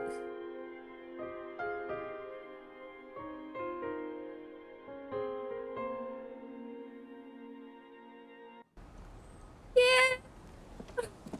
Good morning! Thank you! Melancholic. No, they're really great sections, actually. The voice actors do a fantastic job with that. And I like how we're slowly starting to, like, the picture's starting to come together a little bit about what's happening and what's going on.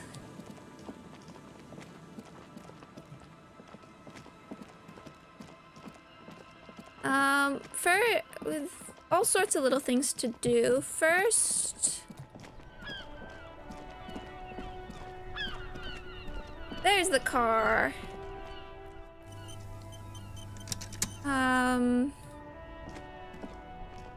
Inside, I you want see a to set of check steering out. levers, a radio microphone.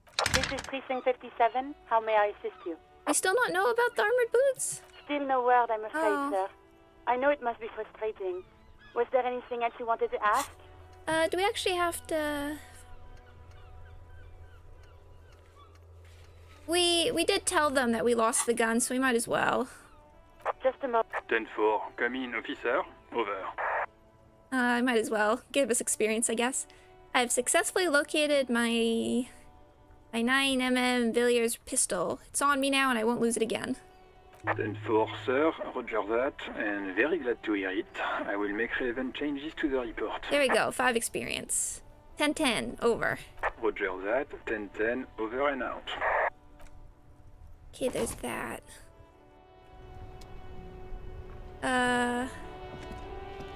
Yes? Man, there's... Okay, what do we wanna... Okay, I guess we can do door gunner make a mix. Glacia... That body in the... Oh, right. There's some stuff, actually, to do in... There's a thing with Kuno's dad, and we can... Let's do some stuff in the...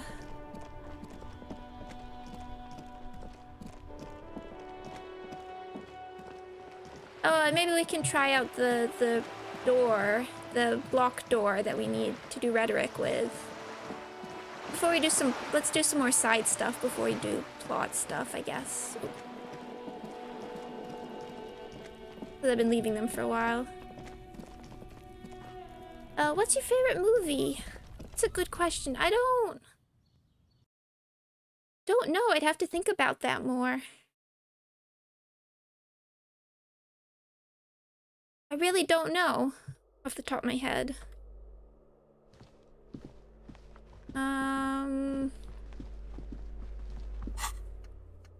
Okay. Get speed from Kuno's apartment. Enter flat 12. We'll do that. I need a number.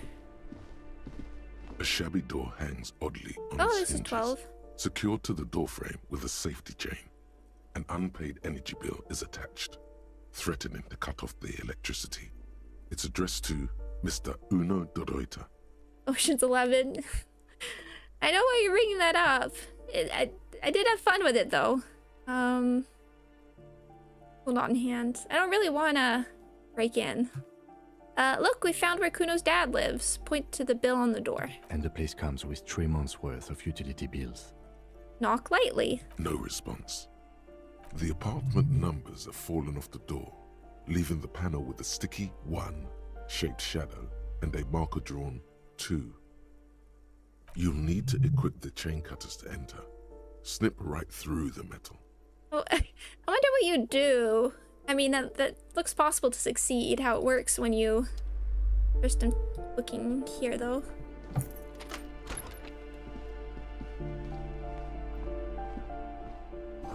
Moss crawls on those bathroom tiles. Actual moss. 21. Ah! No. Although I did actually watch Casino Royale for the first time the other night. I don't really like breaking in. A shabby door hangs oddly on here we its go. hinges. It should be easy, but it's just an awkward angle, okay? The door doesn't really open wide enough to really get the cutters through. You can't get the leverage you need, and the cutters are blunt. And the chain is just super strong, okay? It's not your fault you can't cut it. Fabric rustles. The lieutenant's chin catches against his collar. He is looking on, shaking his head in disappointment. I don't think I have points to put. Oh, we might have one. Trouble with the chain, officer? That was 90. Wasn't that 97? These are no. Okay. I'll just be honest. I'm not that good with my hands. Well, no. I guess not. You can't stand for that. Come on, show him what you can really do. I don't trust it. I don't trust 97. But I won't be beat by a goddamn door. Snip, so much for that goddamn chain. The links fall to the ground on the other side of the door. You have bested the titanium menace. At least we can fail in 97 at, like, this moment where it doesn't matter very much. I know there's no stopping you, but let's at least make this quick. Lieutenant looks worried. Master Investigator, you just can't keep yourself away from locked and hidden places, can you? Okay, what's your favorite book? I can answer that quickly. It's The Man Who Mistook His Wife for a Hat by Oliver Sacks. What do you mean? Nothing. You're right. Get in there. Deep. Invade every personal space. Break every lock. It is my duty as a cop to investigate every square inch of this world. Attaboy, the world's secrets were made for you. They wait patiently for you to uncover them. Ooh. Jamrock Shuffle. Oh. Temporary research bonus. -1 esprit de corps. Confusing behavior. By now it's clear that you like to look inside containers. You like to open doors and see what's behind them. Maybe secrets? Maybe more juicy containers? Let's be honest. You like all containers. Trash cans, utensil trays, manholes, coat pockets, secret containers left behind by the Philippian kings that hold forbidden relics. Okay, you haven't come across one of those yet, but one day. Wait, is that why your host's so hell-bent on opening containers? Do you think you'll find the Holy Scepter and the Orbe de Montagne? That looks like we could find cool secret stuff, but I don't know what else. I like a lot of what our stuff does. I'll think about it. I want to get through our other one. Uh-oh. Okay, let's save.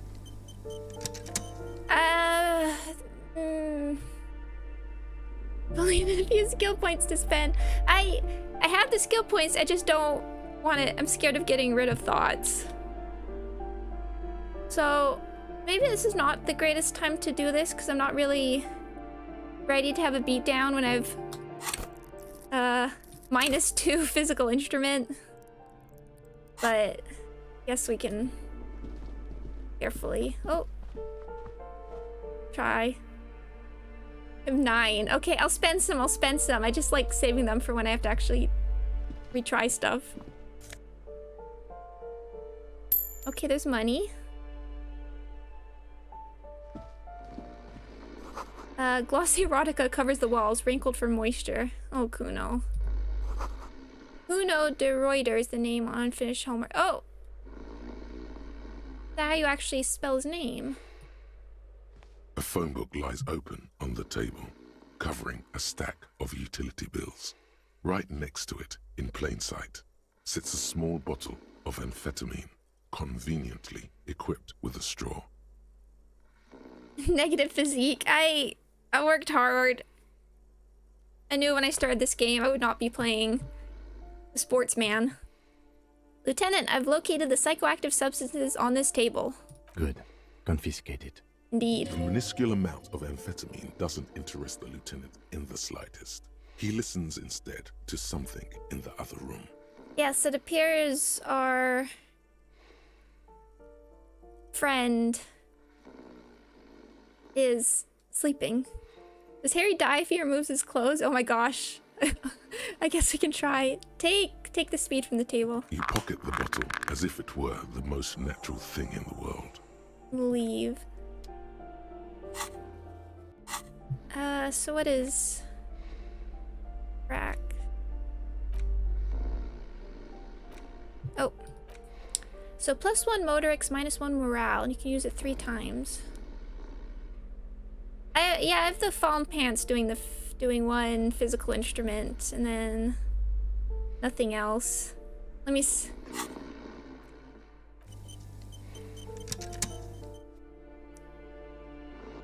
Will I actually get like 0? I'd take this off. 0 physical instrument, okay. Okay, I didn't die.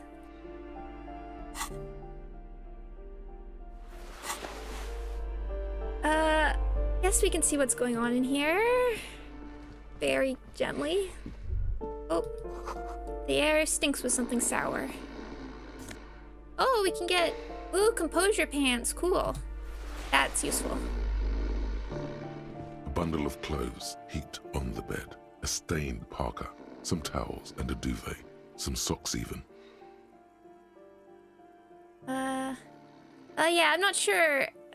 I like Kuno. I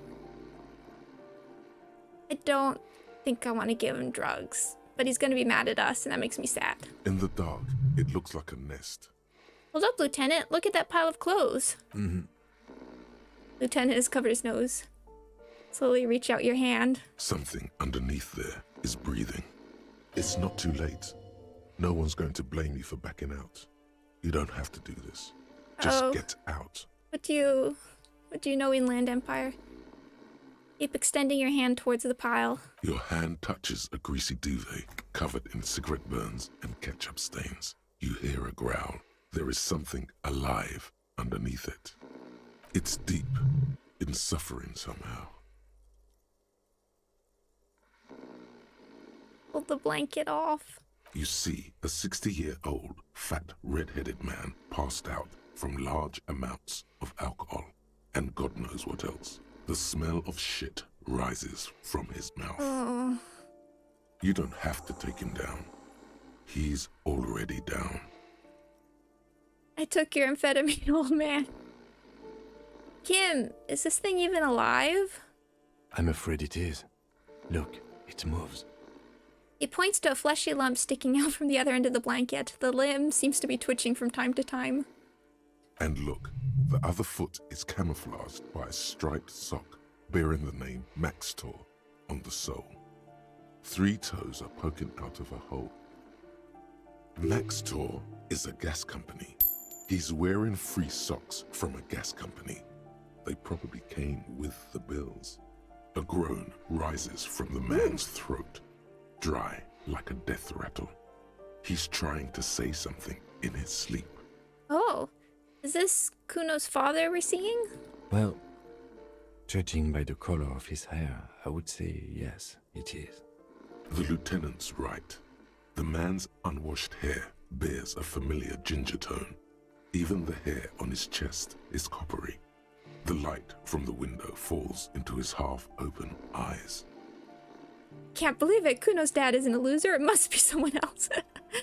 I honestly was expecting something worse. I was expecting a throwdown here. I think he's still quite bad. I mean, what he has come to.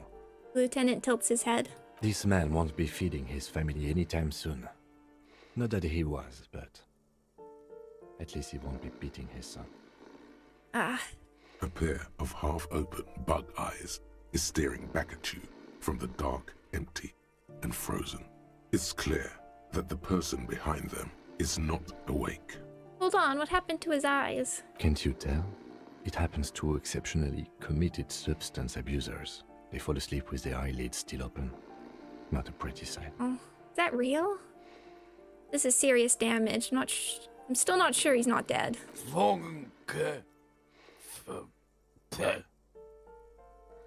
Suddenly the man starts growling. 3 words manage to escape his mouth along with the strong stench of alcohol. Look, he's trying to communicate. Communicate? Maybe we should help him somehow. What is there to do? We could turn him on his side so he doesn't choke on his own vomit, but he's already on his side.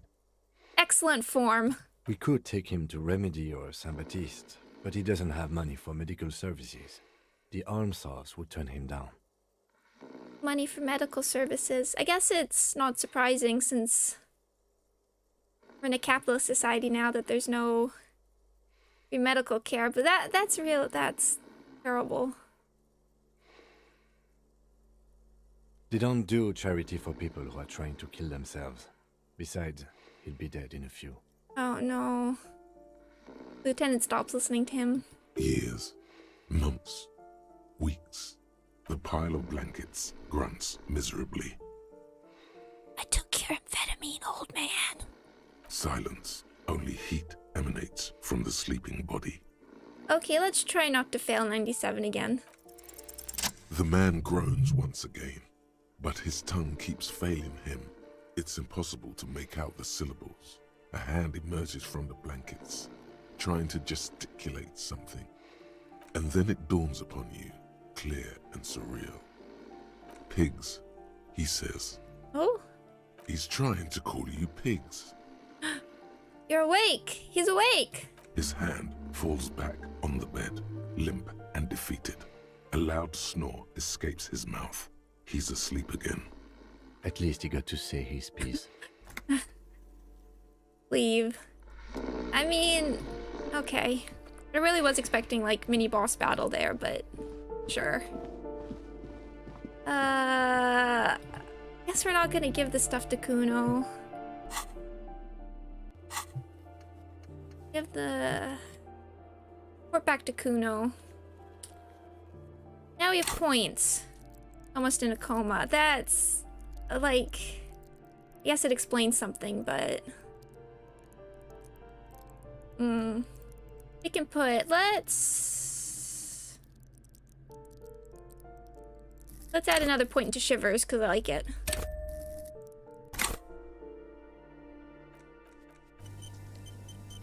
said that she lived on like, let's check. 10 skill point. I just spent one. I'm saving them for when we have to do checks. Dead body on the boardwalk. Apartment 20, okay. Gonna assume that was upstairs then. I feel like they said it was, but... And skill point, I'm sorry. This is... It's just, I want to use them in stuff I know I'll need. I'm saving for them for, like, conversations. Oh. This here. A weathered brown Okay. door. The number reads 20. Before I go in, I want to put some empathy stuff on, because I'm afraid we're going to need this. I don't think this is going to be fun. Something smells good. Soup à l'oignon. Oignon. Onions. The lieutenant motions to you to go ahead and knock. This is the door. You already know it's the right door. This is going to be so hard. Oh no. I'm like half laughing at your cool side. This is what we're doing is super terrible. Don't knock. Just leave. You don't need this. You don't need to sad it up. Oh. Hold on, Kim. We should discuss this before we move on. What should we expect? You're right. Let's talk this through. He looks at the apartment door and lowers his voice a bit. You hear some light footsteps and what appears to be a daily weather forecast playing on the radio. We have our first preliminary identification. In all likelihood, the deceased is the husband of Billy Méjean. We need to confirm this, as well as deliver the death notification to Billy herself. Now, delivering a death notification is never an easy task. There's a reason why it's often called the most stressful part of our job. This is why it's usually done in pairs. You got this. I'll be monitoring reactions, ready to act if necessary. Oh, got this. Do you have any advice on how to tell her he's... Dead? Just don't say that you know how they feel. You don't. Fair. Good advice. What if I don't want to do this? Yes, it's hard. But there is no easy way to handle this information. It just has to happen, as soon as possible. I'm ready, but I want to change my clothes. The lieutenant motions towards the door. Leave. I want empathy. I mean, we could deliver the news wearing a froggy hat, which might soften the blow a little bit.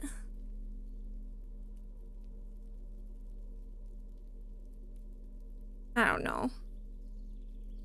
I think these were... Okay, we'll wear these.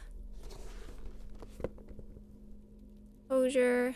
Probably won't need these. Let's go for composure. Logic. -1. I don't think that's how that would work. Detective coat. Right. Hand-eye coordination. Maybe she was a child. Oh. There's our empathy. Okay, that's probably okay for right now.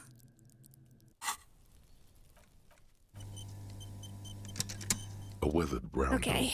Some things, the lieutenant. This is the... Don't knock. Just leave. You don't need this. You don't need to sad it up. Knock. Hello? Who is it? She was so lovely to us before. A voice calls out from the other side of the door.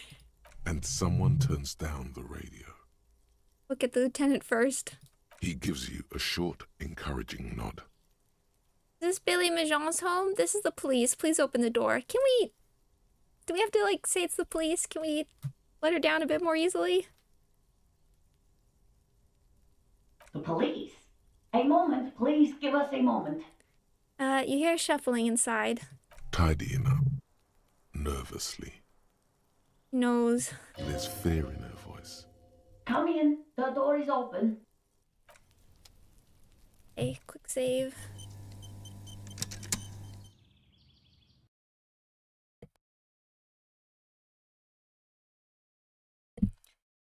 Better to be formal, I guess. Now let's loot her home. An empty pack of red Astra cigarettes hidden under the bed. The same brand of cigarettes you found in the trash next to the deceased. Windows covered in old newspaper clippings. They can't afford curtains. Oh. Packages of humanitarian aid macaronis. Some leftovers kept warm on a stovetop. Smells like buckwheat and onions here.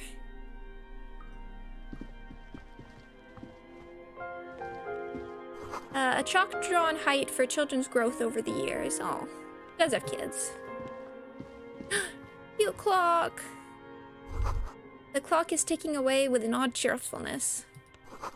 Its ticking makes you anxious, rings hollow in the room. This is like a kid's room.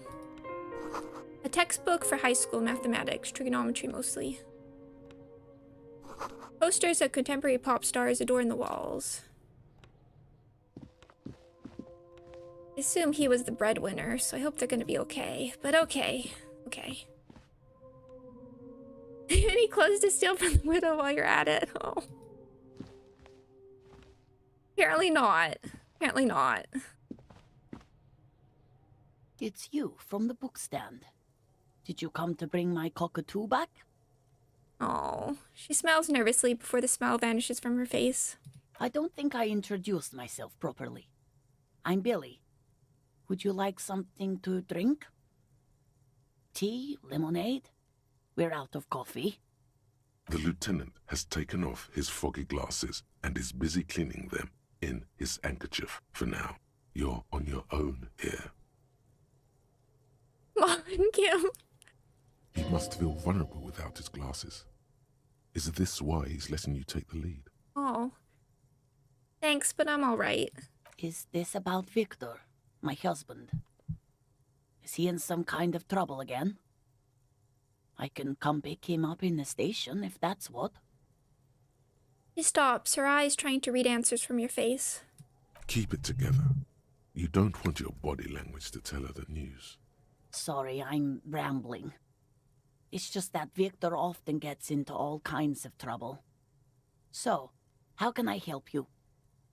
How about some small talk before you break the news? Yeah, well, okay.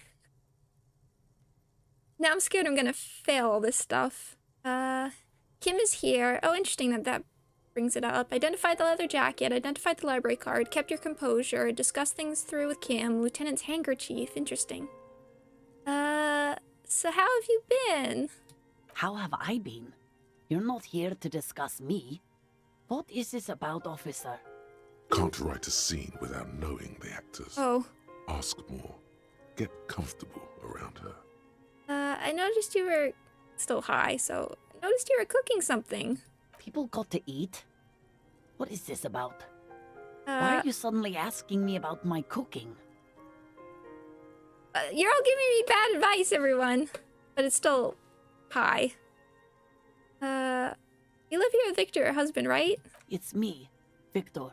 And the kids here. We have 2 daughters, Jenny and Jolie. How old are your daughters? Jolie is 16 and Jenny is turning 18 next month. Where is everybody? I don't see anyone home. The girls are staying at their friend's place tonight. And Victor is out. She swallows visibly. Still hasn't come home. Why are we asking this? Why? Do you have any news? Why are we... Something else I have to tell you. She folds We're just going her for it. hands across her chest. You've done this before. Just keep your focus. God, do I just say he's dead like that? Yes. That's the most important thing. Use that word. No euphemisms. This is what you came here for. Ma'am, I'm very sorry to say, but your husband, Victor Mijan, was found dead on the Martinez boardwalk. What did you say? Your husband, Victor Mijan, is dead. I'm very sorry for your loss, ma'am. Oh. He touches her neck, eyes pale like pearls in seawater. Oh. But he was just... He looks at the kitchen table where 2 cigarette butts are still in the tray. But he was just here. alive. We understand this comes as a huge shock. I want you to know that me and my partner are here for you if you have any questions. Take your time, ma'am. What happened to him? Turns to you. Her neck and cheeks are covered with red blotches. Her double chin is shaking. It was an accident. He fell through a hole in the boardwalk and hit his head. Was he drunk? Alcohol, we don't know yet, but we'll let you know when the results arrive. I see. And you just found him there, lying in the cold. How long had he been there? If you say 2 days maybe, it will be etched in her mind forever. No.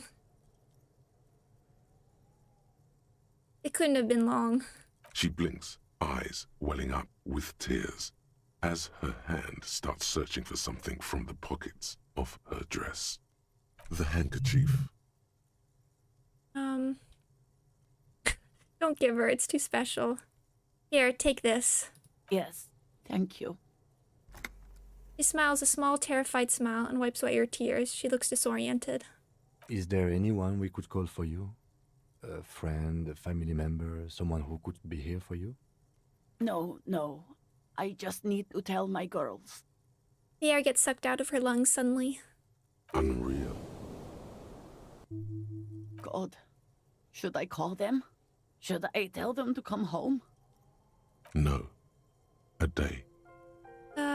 No, take a day to recover. You'll be better prepared when they come home tomorrow. Good. That's probably the right thing. Thank you. She nods, but with a wretched expression. Just tell me, what do I need to do next? Where is he? Can I see him? We've taken him to the city morgue. The local coroner will be contacting you shortly to arrange the funeral.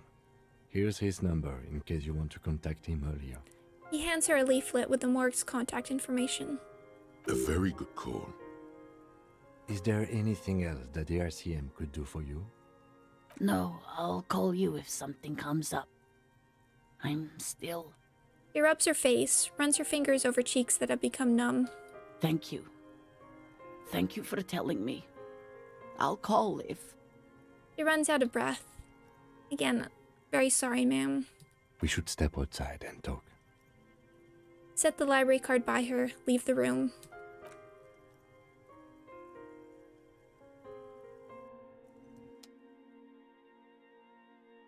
That did feel realistic.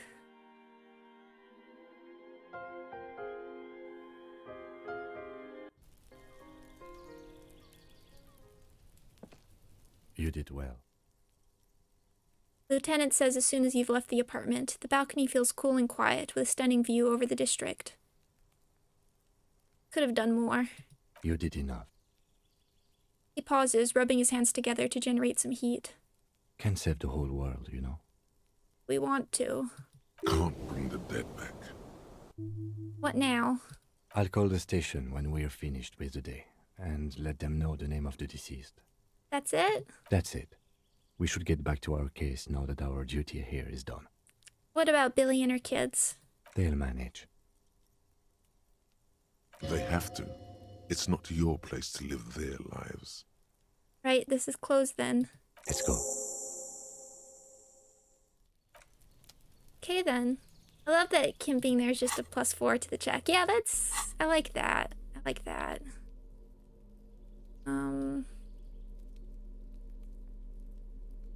Put these back on. I guess I didn't need to be holding tool cutters that whole time. And I want to put this back on. Let's go! Volition's best line in the game for me. There's some great lines. I mean, I'm not done. I can't say what I love. But I was thinking there's something... I retweeted, there was a thing going around on Twitter that was like, what's a video game line that's like embedded into your brain? I remember thinking like, I don't know what it is yet, but something from Disco is gonna be there. Something from Disco is gonna be an important line.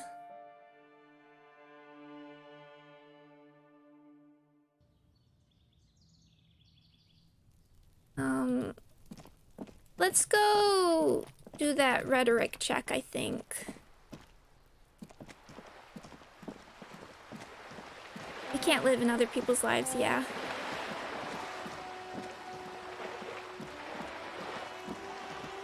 For the record, I think there's a lot of lines that are embedded in my head from all sorts of video games, but the one that jumps out to me is one from Lobotomy Corporation, which is, "Let's keep trying together in this interminable hell." Which I think about a lot, that whole conversation.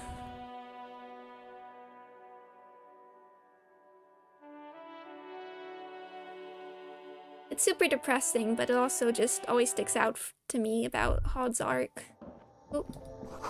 The yellow roses in the window, those aren't flowers that were left. Those aren't the flowers that were left for Clausia. Let's drop off the bottles. Your bottles clunk 60. Something.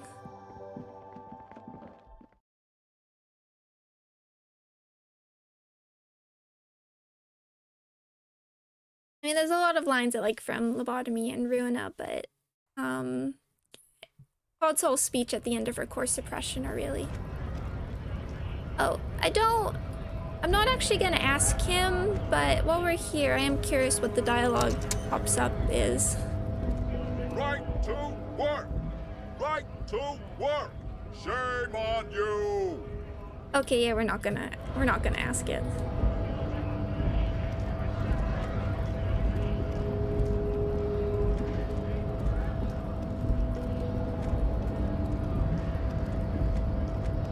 Oh, are we gonna have to... Okay, we have to go around.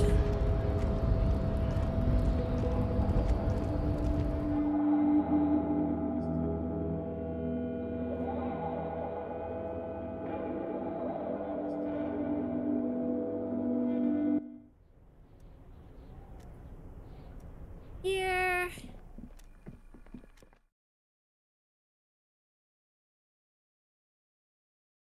Oh, that whole scene is just gonna stick with me now.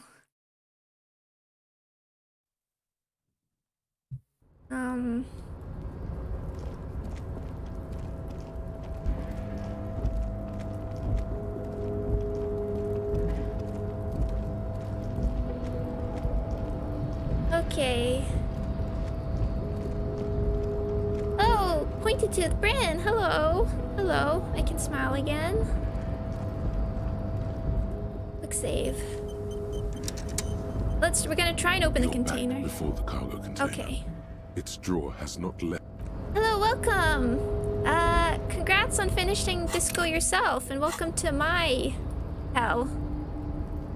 Oh, did you go see the wife? Yes, that's what we just did. Okay, what do we have for rhetoric? I'm gonna try and do some of this with my skill points. Now we're trying... Now I'm just doing some shenanigans before, that's -1. Anything for rhetoric? Oh, that's rhetoric.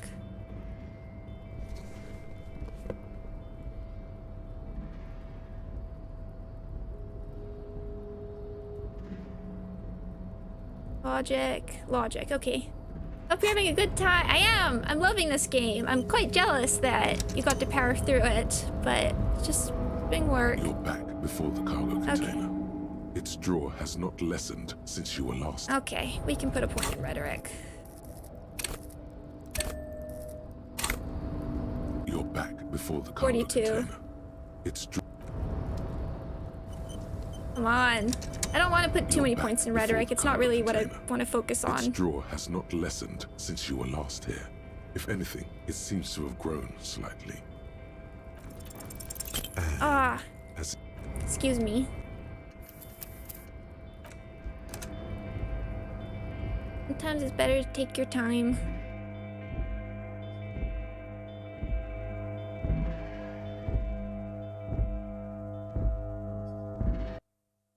I just want to save the points for the stuff I do like.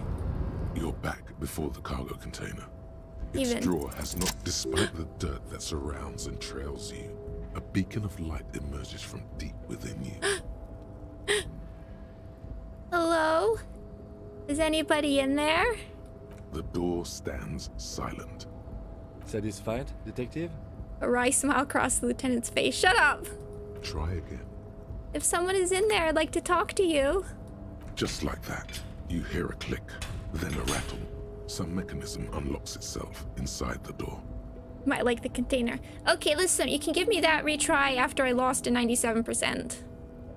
Ahoy! Come on in! Whoa.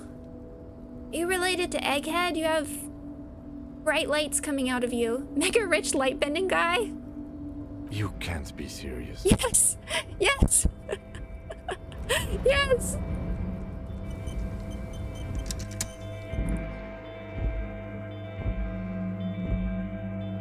Yes!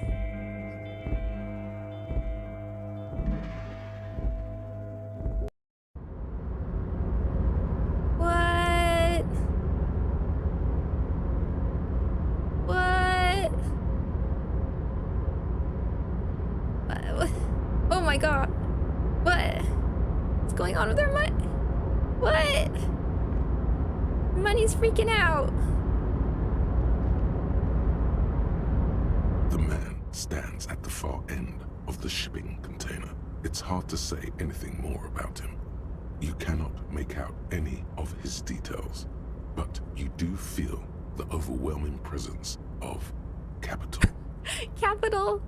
The feeling causes all the hairs on your body to stand at attention, like soldiers preparing for review. Squint. Something's amiss. The light beams bend around his face and scatter in 1,000 directions. It seems the laws of physics do not apply here. They are suspended, distorted, and echo. What is happening? Trying to visualize the physics at play is liable to give you an aneurysm. Don't think about it too hard. In the general stillness, only your tongue moves, flickering as you utter. Wow. Welcome. Come in. Make yourself at home. Sorry, I'm not better able to receive you. I wasn't expecting visitors today. What? Are you seeing this, Kim? You can't hear him exactly, yet you're able to understand every word he says. It is very strange.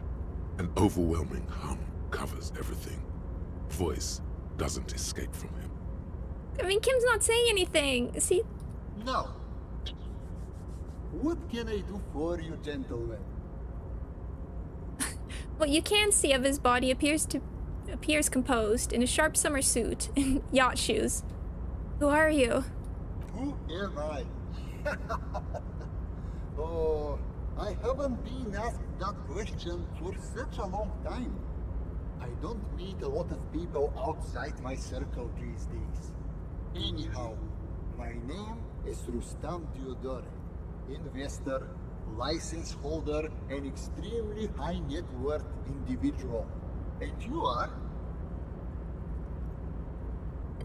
Final boss of capitalism, who describes himself as an extremely high net worth individual. Mr. Diodor, I am Lieutenant Kim Kitsuragi of the RCM, and this is my partner. Well, Kim's playing it cool. Okay, I see. Harrier Dubois. Pleasure to meet you, Harrier Dubois. I must admit, the name suits you very well. How did you become so rich? Oh Lord, not this again. What's wrong? What's the matter, Kim? Oh, nothing. It's just that we've got this murder to solve, and yet you go around asking everyone about money. And every time I ask, are you sure this is related to the case, you say, sure, Kim, I think it is. I think yeah, it is. Like, our side mysteries have always panned out. And yet, it never seems to get us any closer to solving the case. Money is very important to this case. It's quite alright. I'm used to the question by now. To be blunt, I inherited my fortune from my grandmother, who herself was an extremely high net worth individual back in Graz. Oh, of course. Of course. All I did was take her fortune and invest it prudently. Believe it or not, it takes more than a bit of skill not to blow a vast fortune on sailing boats, bad choices, and unsupervised state policy. Kim, he's a light bender. How can you not want to know? Actually, at the level this guy is, it takes several generations to do that. But, alright. Everybody, of course. What's it like being an extremely high net worth individual? I gotta tell you, at first, being rich is a lot of work. You've got to work hard because everything's so darn expensive. You know, prices increase exponentially at this income level. Oh my god. But then, once you've reached my position, it's nearly impossible for me not to make money. My assets are so diversified that I'm bound to come out ahead no matter what. Some of my lower net worth friends say to me, but doesn't that take all the fun out of it? And I tell them, not really. It's great that you've done so well for yourself, but don't you think you owe some of that wealth to the rest of society? Sure, and they benefit when I buy things to stimulate the economy. Do you know how many jobs it takes to build and maintain a racing yacht? A million? Dozens, at least. Of course, in the future, it'll all be automated. But my point is this. He says, jabbing his figure into the air a bit. Every man gets what he earns. It's the height of tyranny to take that from him. Say nothing. Capital makes one speechless, does it not? Blinds like the sun that rises from beyond the horizon after a gloomy winter. Hey, all this talk about money has made you lose the thread. What is going on with the light in this place? That's what you need to ask him about. I do, yeah, there's something, this feels like a weird thing to ask, but there's something strange about you. What do you mean? I don't, his essence seems to signify actual surprise. Well, I don't know how to put it, you look somehow a little different. Are you talking about my chin? No, I mean, I can't even see you. It's as if something is happening to the light. Oh, that's what you mean. Yes, I've heard of this effect, though I've never witnessed it myself, of course. It has something to do with our Weiss-Wiesemann coefficient. Of course, the Weiss-Wiesemann coefficient, of course. The Weiss-Wiesemann coefficient is a ratio designed to reflect the difference in net worth between individuals. When the coefficient is close to 1, or 100%, it means one person possesses all the net worth among that group of individuals. It's been observed that when the Weiss-Wiesemann coefficient reaches about 0.96 or so, the laws of physics begin to bend around the high net worth individual. What? So what is our coefficient? The Weiss-Wiesemann coefficient for you and this individual appears to be 0.9998, repeating. That's not good for you. Are you telling me that you are so rich that light is literally bends around your face? Among other things. But calm down. I'm but a lowly single-digit billionaire.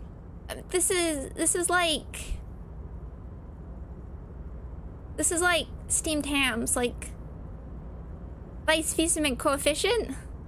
This part of the country, this time of year, localized entirely within the content this box.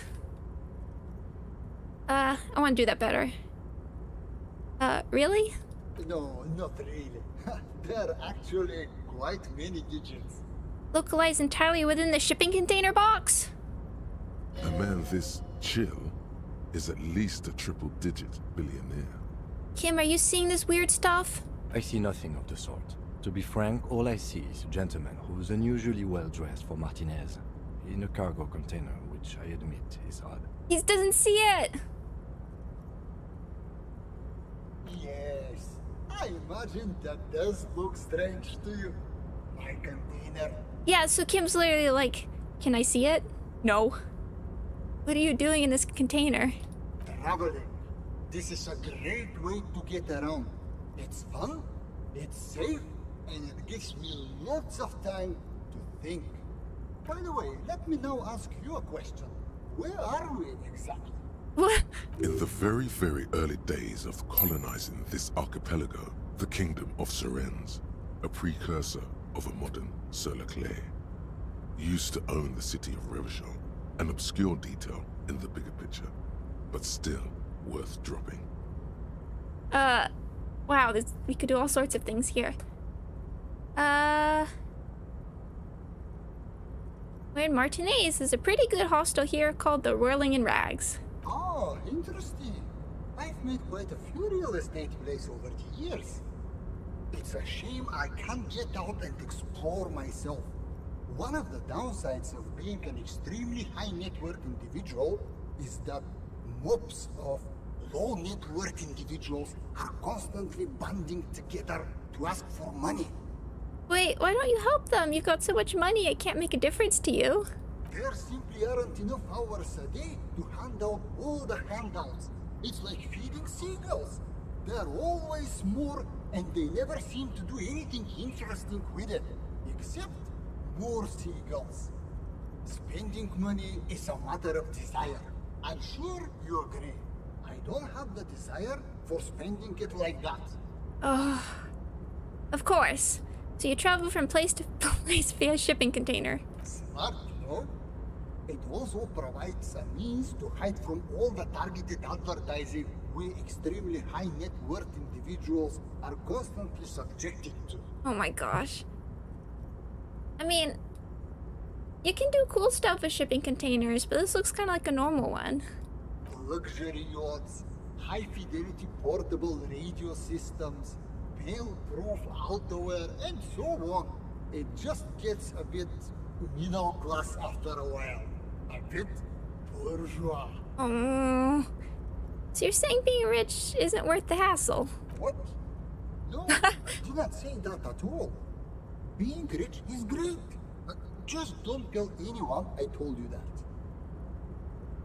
that. The bending light appears to wink. I want to ask this in a sec. I want to save before we ask this in case it's a check. We should get back to our investigation. Thanks for your time. Why go so soon? Let's quit. Welcome back, gentlemen. Okay. What can I do for you? Although you cannot see his face, you can tell he's smiling warmly. You're a rich investor, right? Can I have some money? Could you please stop asking people for money? It does not reflect well on the RCM, and to be perfectly frank, we can't afford to look worse than we already do. But Kim, I also can't afford to look any better than I do now. That's why I need the money.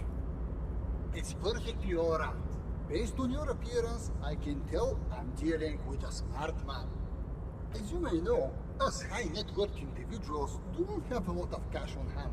Investments and liquidity are enemies of one another.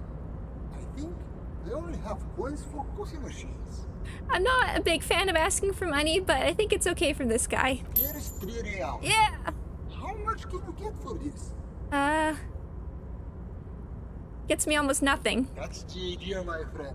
You've got to work for the rest. Maybe you can make that money grow.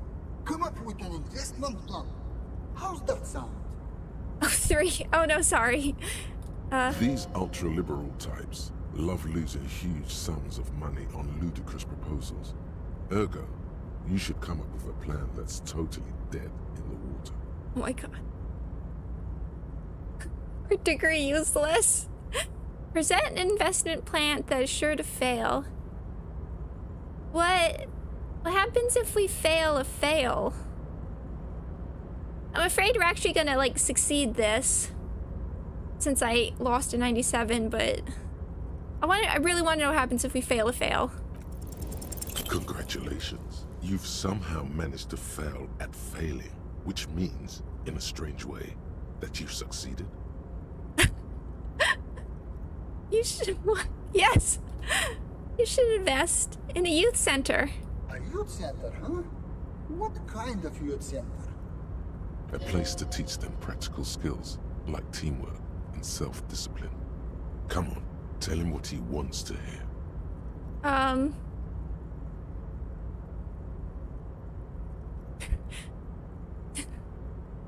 One dedicated to instilling liberal economic values in children from low net worth families. Brilliant. Without children, who'll be there to buy stuff in the future? Yes, and if it doesn't work out, we can always repurpose the center as a shopping mall or private equity firm. When life closes a door, it opens a window, yes? What's the expected return on this?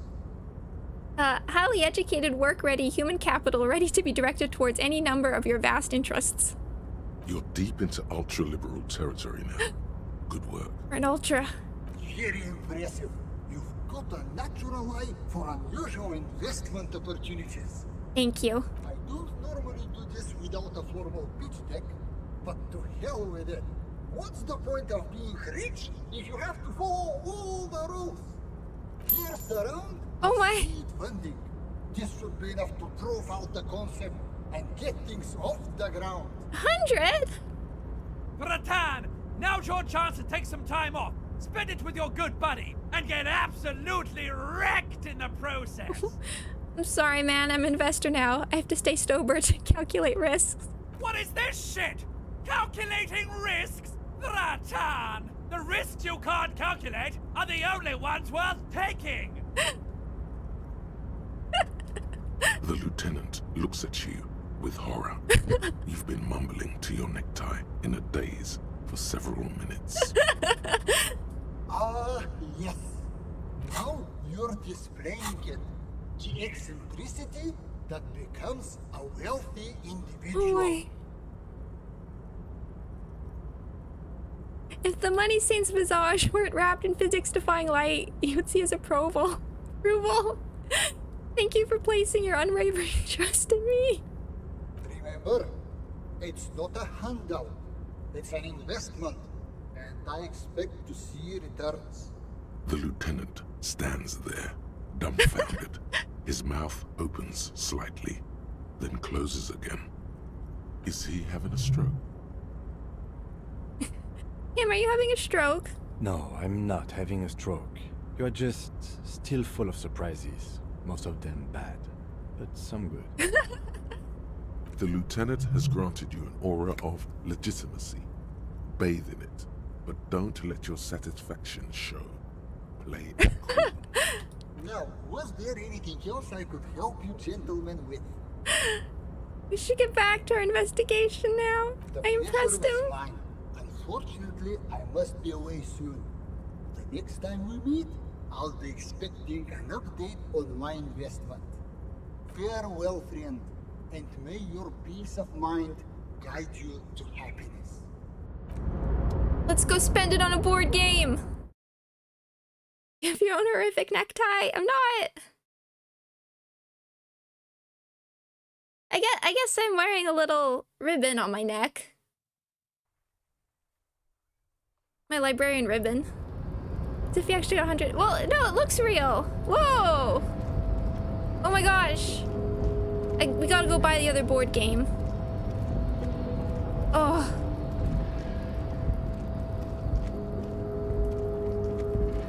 And I don't feel bad about buying the other books now. Oh, I can't believe. Oh my gosh. I can't believe all that.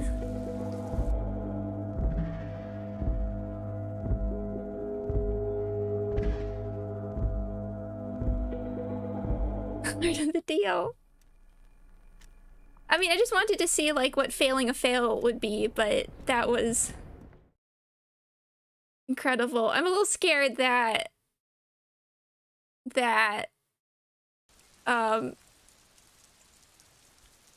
what he means by wanting to see a return on the investment, but we are now the rich hobo cop. Yeah, stonks. I'm a big shot now.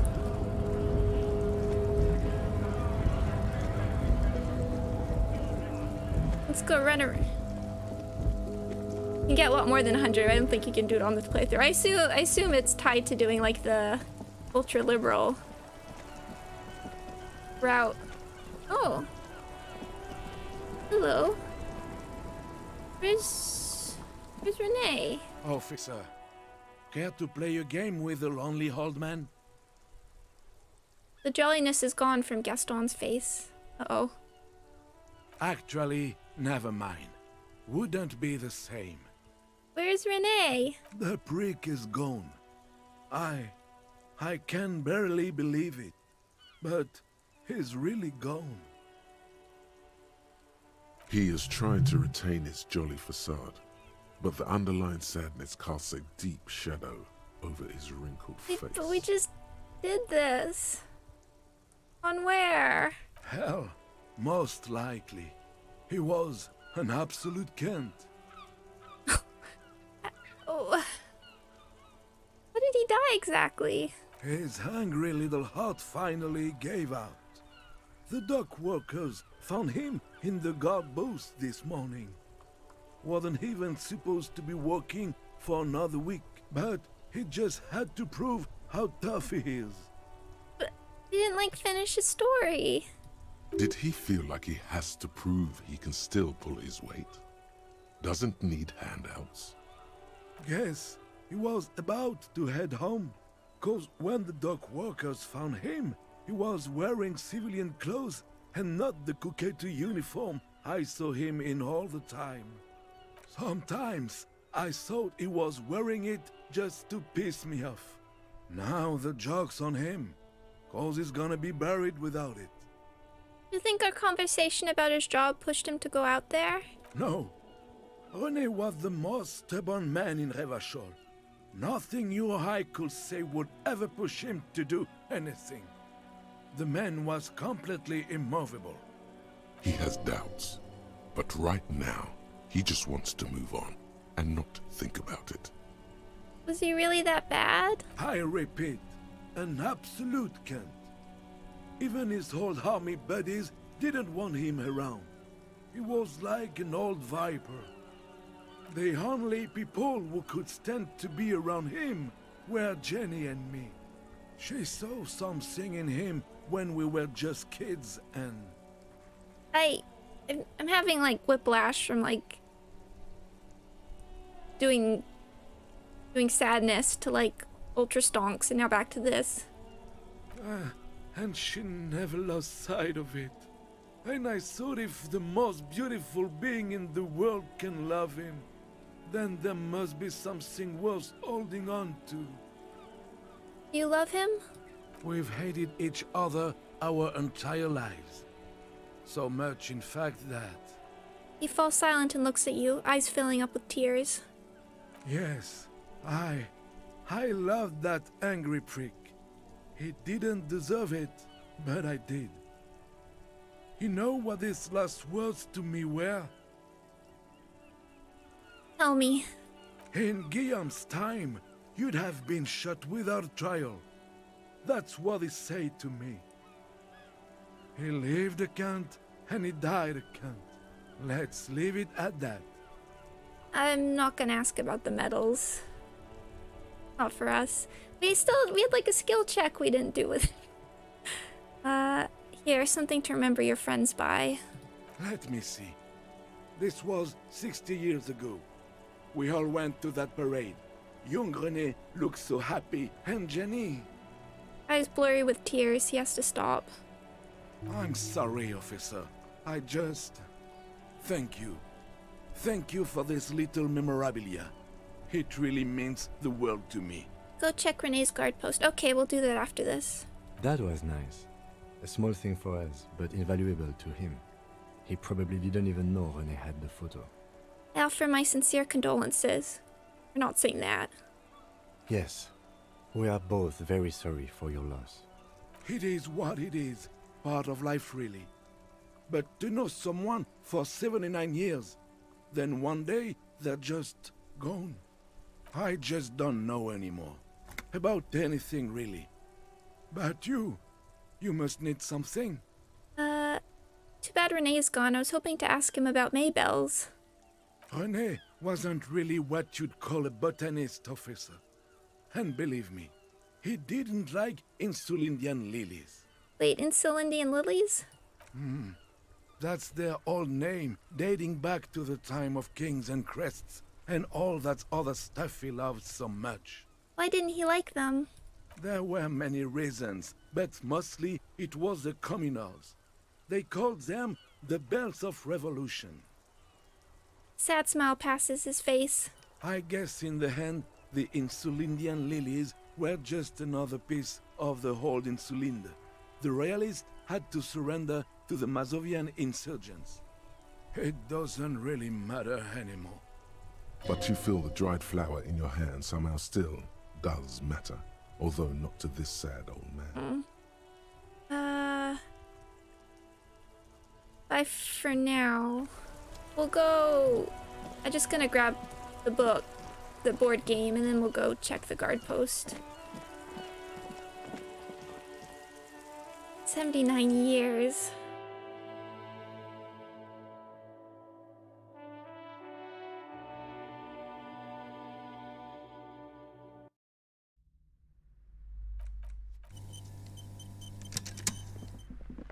A small mountain of colorful board game boxes. There are numerous types of games for... If you say so, but you better stay away from those immoral occult rituals. Can we actually play this as well? A high pasternal, fantastique populaire board game illustrated with bucolic vistas and featuring odd-looking humanoid creatures. It's the 3rd edition mega setting supplement module that can't be played without the main game. Oh! Do we have to find the main game then?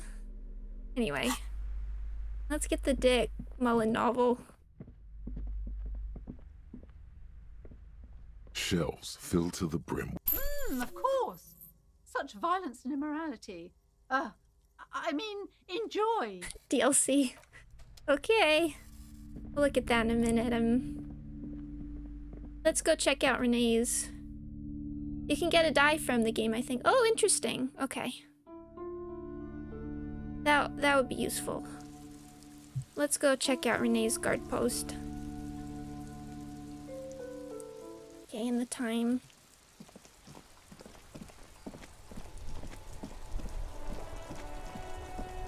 The DLC.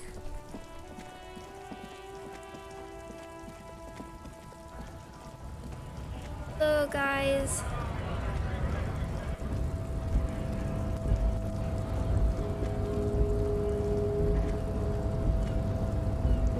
Right, okay. We do have to go around here.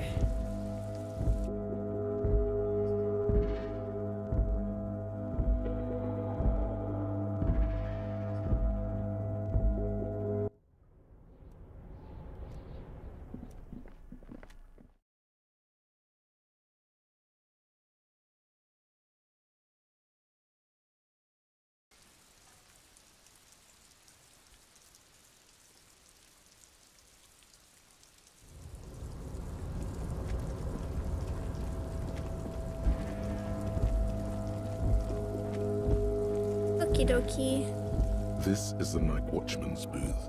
The name on the door reads, Rene Arnaud. Rene left his uniform neatly folded on the table. No, are we gonna steal his uniform? Take it. It's just there. Who cares? It's not like anyone's gonna need it. Generally speaking, it would be dishonorable to take it. But then, it looks like a military uniform, and wearing that is very honorable. So, a conflict of honor, it's up to you. Thanks, Authority. I mean, it's clothing. I suppose René is not going to be needing it anymore. It's a bit too colorful for my taste, though. It's needed for work and all that. Fantastic. Try not to wear it with other similarly colorful clothes, okay? Okay, thanks, Kim. Okay. Thank you for telling me to go there. That's definitely something I would have missed. Whoa, look at these.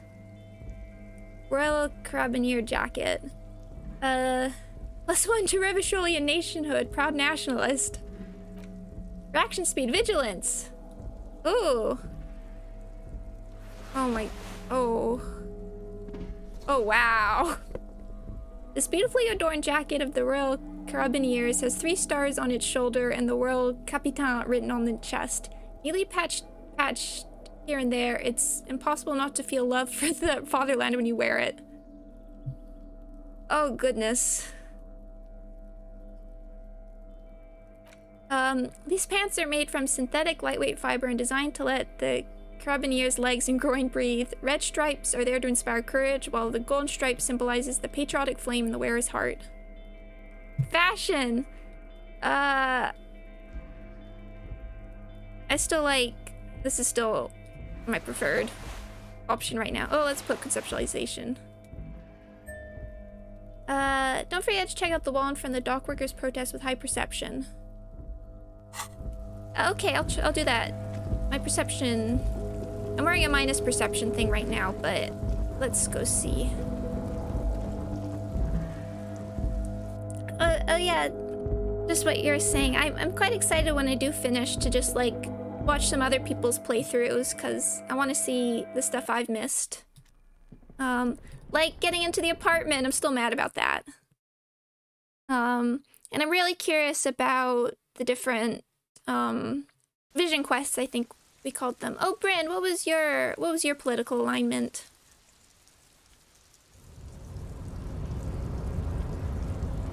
Because Lee did communist, I went for moralist for something different. Okay, the wall. Commie, yes, everybody's. Wall. Maybe I'll put my... These are minus perception.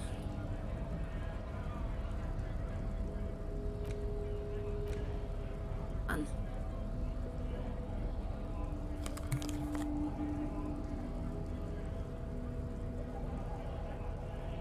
Why can't I put the... Oh, right, this is a hat. Sorry, not glasses.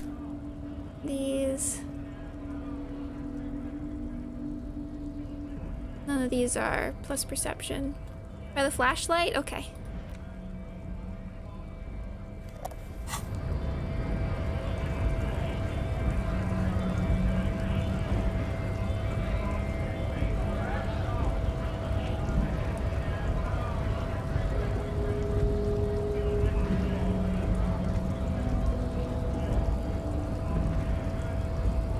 Oh, the wall check disappears after day 1. Whoa, there's a day 1 check that you can only get? Wow. Maybe it's too low. Well, I can go in and out somewhere and see if that... My perception's pretty high. Not at 9. The froggy visor. The froggy... Where was the froggy visor? I think you buy it from Silang.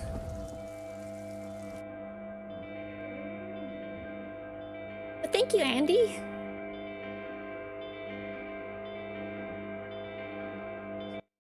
I'm just going in and out in case it refreshes something.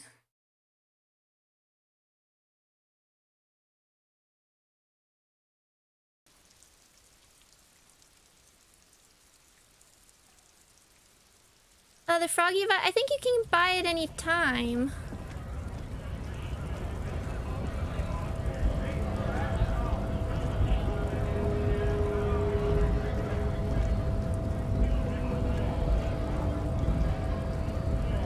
Okay, nothing here. And the electrochemistry. It's okay, Bryn. Lee lost their froggy hat too. Closed for winter. Please use main entrance. The frog hat needs a failed roll. Oh, I see. Okay. Okay, electrochemistry, which is not high, but... And then I want to run back up to the church, because wasn't there a check there or something?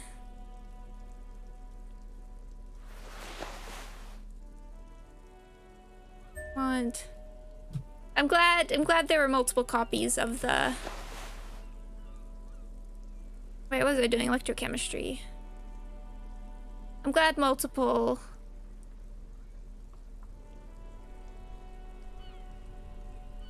Half-Light... Copies of Froggy Hat exist. That's very charming.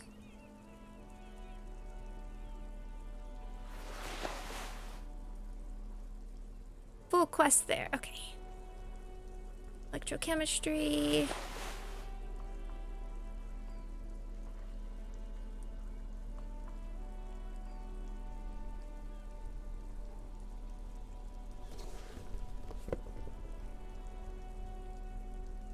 Also pants.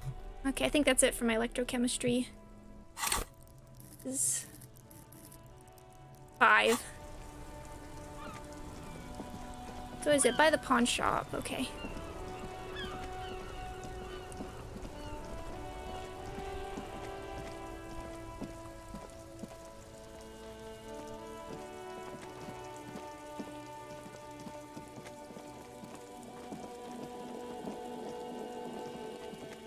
Not getting anything.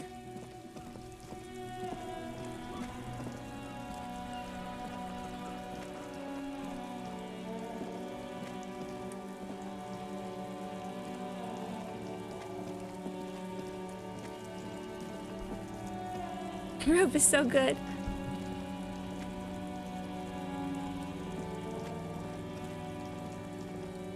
Look, I'm pure fashion for stats at the moment. Okay, well that... But thank you for letting me know, Temperance. I do like experimenting. Find out what we can learn.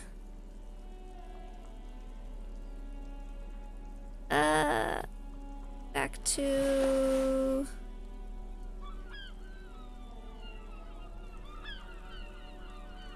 Like composure, we don't have to wear that.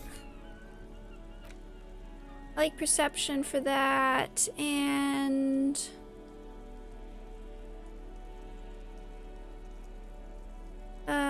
gauntlets. So much clothing now. Don't worry about it. I'm definitely gonna check out the stuff I missed. I want to check out the conversation my friend told me was really good. About talking to Joyce.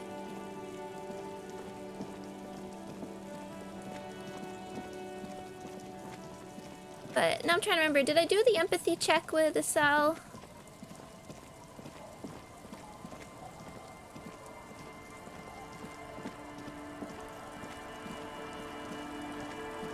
Oh, we have to do the suggestion check with Lillian as well.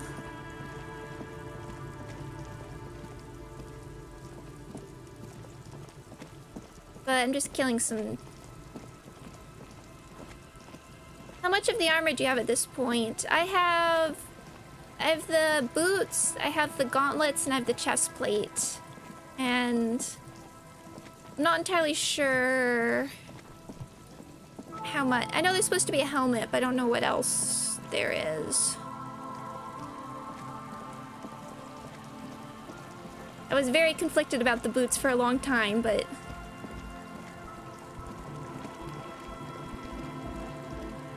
Okay. Did we do this empathy check? Hello again. Okay. My associates. I haven't got much to say about them. Okay, she's not talking about this. Sorry. Okay. To the cops. Don't know what makes you think it'll be... Okay, so we have to talk to Sona again? There's also the most rare copper type you missed, the honor cop. I was wondering about honor, because I thought it was... How does honor differ from, like, good cop stuff? Because I've been pretty good at good cop, but... oh, like, I'm at 30. Spite! I still want the Kim achievement that's apparently broken for me. But only for honor. For honor, that's a game.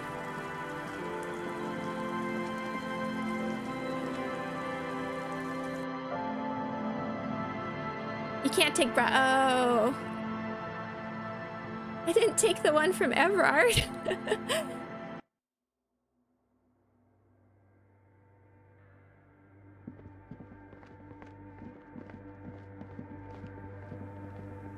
Okay. Hello. Yes, what is it? What are we asking? You can get it while taking bribes. What if you didn't have to leave? I've talked to Andre and he wants to make it work. I don't want to make anything work. Hold on, you don't want to make anything work? Yes, anything. I don't want to make anything work. But what about your research? It's not the anodic dance music that's made her bitter. It's the failure of Fortress Accident. Are you bitter because your radio game project failed? That's right. If we couldn't get our Welkins to happen, I don't want anything to happen. ever again. Oh no! There's not a trace of irony in her voice. She means Ooh. This is white, okay. Now I'm scared of 97% checks. easy. When her research is done, she can move out. Listen, about your research, you mentioned earlier that it's not going very well. Maybe I can help with something? What? No, I don't really need any help with the project. But if I could help you finish the project, then you wouldn't have to live in a church next to the Boom Boom anymore. Just think about it. She thinks about it. A glassy look in her eyes. A gust of wind brings more snow in from the broken gallery. It touches her hair. All right. Bring me the game's offsite copy from my old workspace, if you really want to help. It's stored on a filament memory, and I'm unable to go and fetch it myself. Ooh. Is this the filament memory you're looking for? No, that's the production schedule you stole and accessed without authorization. I don't need it. Okay. In his defense, it was simply lying in the desk drawer of an abandoned cubicle. Thanks, Kim. Okay, but still. What is an offsite copy and why do you need it? It's a backup of my former employer's project, the radio game we were working on. It's stored on a filament memory, just like the one inside this radio computer. He points to the glowing cube inside the machine. She's making it extra simple for you. Okay, thank you. The backup itself is destroyed now, but I'm hoping to use what's left of it to pinpoint the exact location of the anomaly. You just have to go to my old workspace and get the filament. Okay. Hold on.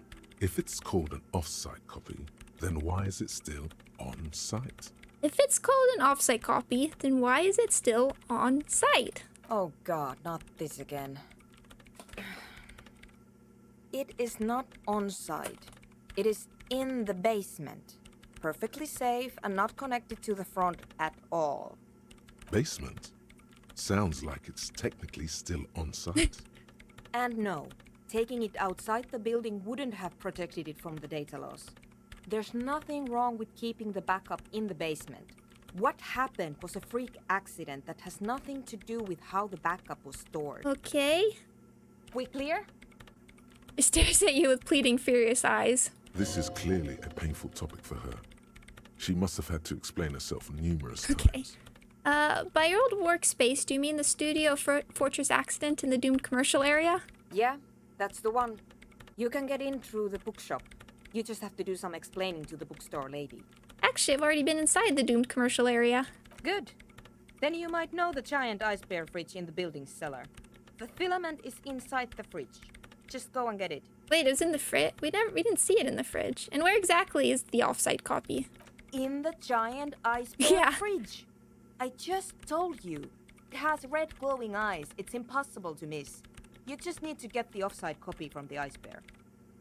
But you've been to the fridge and it wasn't there. There was a note saying... Oh, is it in like the ice cream maker or something? I found a note from the ice bear fridge. It said the offsite copy had been moved to a safer place. Wait, a note from whom? Did it specify where they took the filament memory? It said the offsite copy had been taken to a nearby ice cream maker. Yeah, okay. The note was signed by someone named Sulislaw. Jawiza. Of course. Our project lead, Sulisław Jawiza. God, he was always so hell-bent on keeping the copy somewhere safe. And feature creep, and the Valley of the Heads. Feature creep. Okay, that was like a physical instrument check. We're not getting very far with that. Like it would have made a difference. The offsite copy was perfectly safe when the data loss happened. That data loss was anomalous. She crosses her arms defiantly. And the heads... I won't even get into the heads. Millions of them. Go find that copy from that ice cream maker, will you? Uh-oh. Thanks. I hope there's an alternate way to open this up. Valley of 1,000 Heads. You like the sound of that. Ooh, okay. I found the ice cream maker but couldn't get it open. It's completely frozen. Can you help? Like, we were talking about getting a stronger tool. This is getting ridiculous. Can't you just Defrosted? Or, I don't know. I don't know about the ice cream maker. Just figure something out. There's a solution, but she doesn't want to hand it over to you yet. It's a thing. Something she holds dear. Huh. I guess we can ask this. Why can't you go and get the filament yourself? The bookstore lady hates me. Says I'm part of the curse. Whatever that means. Why does she think you're part of the curse? Because she's from Martinez, and people from Martinez have never ever seen a radio computer. She thinks it emits elemental evil. What if it does emit elemental evil? Narrow your eyes. It doesn't emit. It receives. You sound just like her. She started praying when she first saw my rain. Turned to higher powers. The lieutenant coughs like he's amused. Once I came in one morning, only to find that my terminal was full of those strange trinkets and amulets. Wards. It looked like some Semenine magic. Okay. By the way, we put a dead body in that fridge. Wait, what? Whose dead body? You know, we don't actually have to tell the entire world about the fridge. Oh, I'm sorry. Did he not? Whose body is it?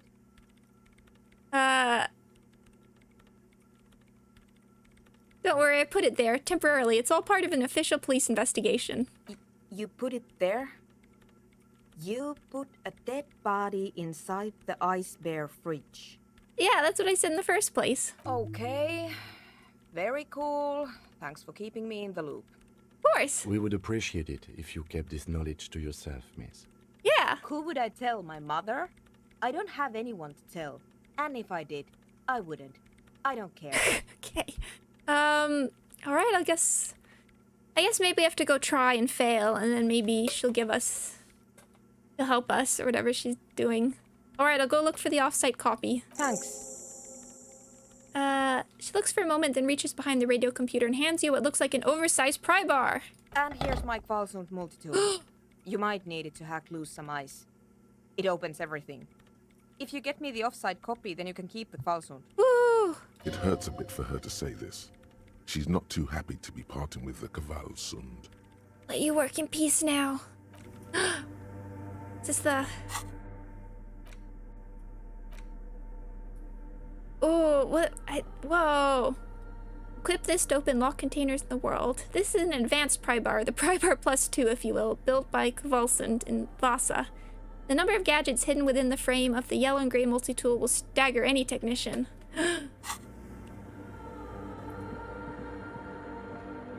Oh my goodness. Don't forget you can fast travel. Okay, yes, how does one... How does one fast travel? I've never actually tried it.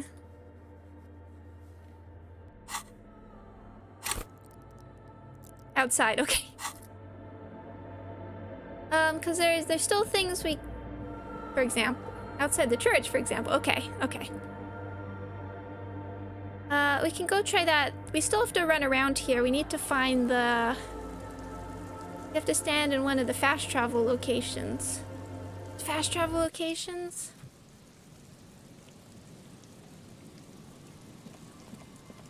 It's very unintuitive. Yes, I'm not entirely clear.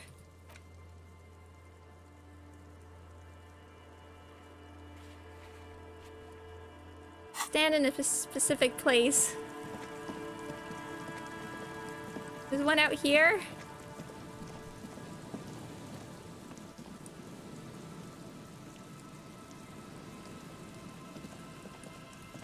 Standing in the right spot. Okay, then what do I do?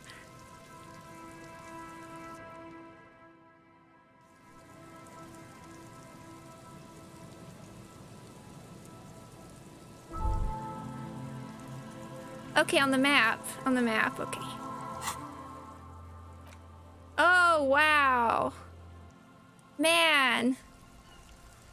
Oh, wow, okay, thank you. That's, wow, okay. We could also try that other... Thank you, and thank you, Reduced Farmhouse, thank you. That's very unintuitive. But thank you, I'm glad that's gonna speed things up. Okay, while we're here, we can also try that Shivers check again, since I have put more points in Shivers. Mouse thanks you too, yes. It does get it is a little much. Oh, wow. Huge. And then we can try that Shivers check in a sec, and then I'll probably finish up. Oops, pretty soon after that. But let's see. This orange machine is Oh, dead no. still. It has a hand-cranked ice cream churner and an electric freezer. The ice around it slowly melting. Uh-oh. Physical instrument 0. Okay, what can we wear? This might have to wait until I finish that thought. What are we? 13 hours. Unless Kim can use his strength for this. Okay. We can buff a bit. It's his physical instrument. We can help this a bit.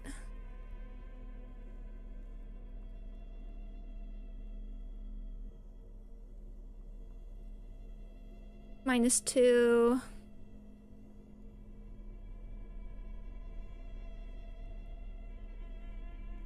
Double checking. That's pain threshold. Pain threshold. Endurance. Yeah. This orange machine is 28. dead still. It has a hand-cranked ice cream churner and an electric freezer. The ice around it slowly melting. I wonder if I should wait. Should I just try, or should I wait until Wasteland is done? 'Cause I don't... Just do it. Kim, come to the assist. Ice squeaks Yeah. beneath your Kavalzund multi-tool, but your fingers slip away from the tool. The lid shutters tightly as before, and it's already unplugged. Oh. There's not much else to do other than wait for it to defrost or bulk up and get stronger. Okay, we'll come back. Let's try that Shivers check. At least. Let me through. There we go. Okay. And stop a thought with penalty. Oh, interesting. I'll think about it. There's still other stuff we can... Oh. There's still some other stuff to do, so we might just come back. Let's put shivery stuff on. Which I know is... Where are you? I'm wearing my jacket. Put that back on. I might be wearing most of it.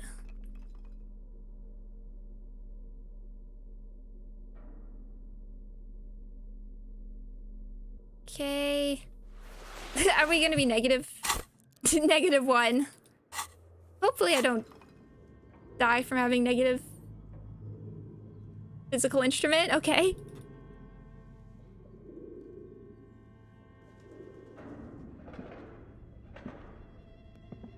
Hold on, I need the flashlight, don't I?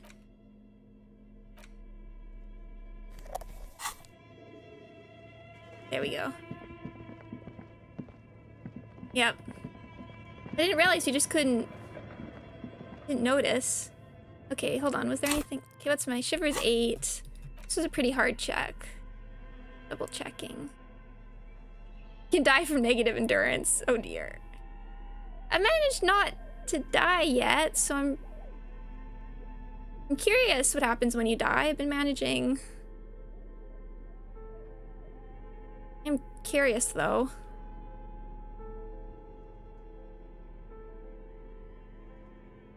I mean, I'm surprised we didn't die from embarrassment after failing this check, but...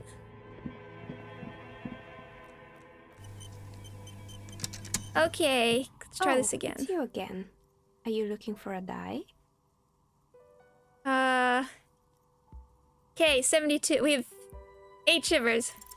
Aside Oh from my detonation, gosh! you're not sure. I don't mind putting stuff into shivers, because it's cool. Oh, it's you again.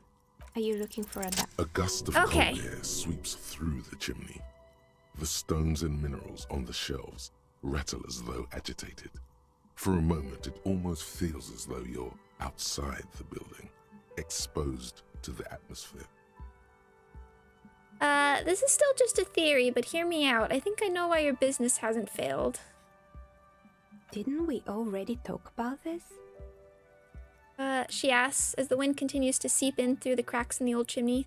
It's because you're not in the same building as the others. This isn't technically the doomed commercial area.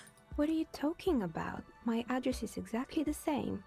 Rue de Saint-Guilain 10.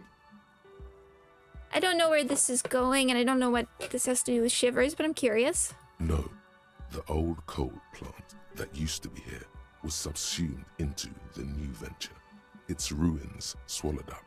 Yet it has a different address in the heart of the city. No, this used to be a coal plant. Touch the safety curtains. You're in the chimney of another building. Oh, interesting. This doesn't make any sense. She looks around the makeshift nest that she has carved out for herself, bewildered. Are you saying my business was spared because of a technicality? Where is this coming from? Let's say I have my own methods. Unusual methods. And what? Does it mean that I'm safe from failure? Don't let her become complacent. She still needs to ward her soul against the evil forces. No one's really ever safe from the failure. She starts laughing, her fingers trying to rub away the exhaustion from her face. What? Do you know what this is? She raises her hand to reveal a piece of metal shining on her index finger. It looks like a rectangular piece of jewelry, or a regular piece of jewelry to me. It's a mourning ring. I made this when my first company failed. It was a small jewelry shop right here in the East Delta Commerce Center, built with the little I inherited from my parents. I drove it into the ground within a year. I didn't have what you would call a viable business plan. Why are you telling me this? It wasn't just a jewelry shop either. I always thought that it was just the world that you were supposed to try again and again until you finally succeed. And now you're telling me what? That it was all because I didn't run my little shops and ventures from a dump inside an abandoned chimney? I don't even really know what I'm saying here, but I'm sorry, I don't know what to say. It's entropy. Yeah. Or maybe it's the entire world that's cursed. It's such a precarious place. Nothing ever works out the way you want it. Yeah. That's why people like role-playing games. You can be whoever you want to be, you can try again. Still, there is something inherently violent even about dice rolls. Yeah. Wow. It's like every time you cast a die, something disappears. Some alternative ending, or an entirely different world. She picks up a pair of dice from the table and examines them under the light. But anyway... Oh! Thanks for sharing your theories, officer. Okay, she gives you a tired smile. Leave. Okie dokie, we got a thought. The precarious world. Temporary research bonus, all red checks fail. Wow. Seems like the point of this game is victory. The absence of defeat on all fronts. Victory in business ventures and creative undertakings. Victory in love and over other people. Political victory. Ideological victory. Hell, even sexual victory. Definitely a lot of object-based victories too. Having things and not losing them. One problem though, not a lot of victors in sight. Everyone's mostly losing. Why is that? And how do you not lose? I'm very curious what this leads to, given that all red checks fail. Wow. Yeah, you're right. I really like her voice and I like this music. I like it because you have this like super creepy,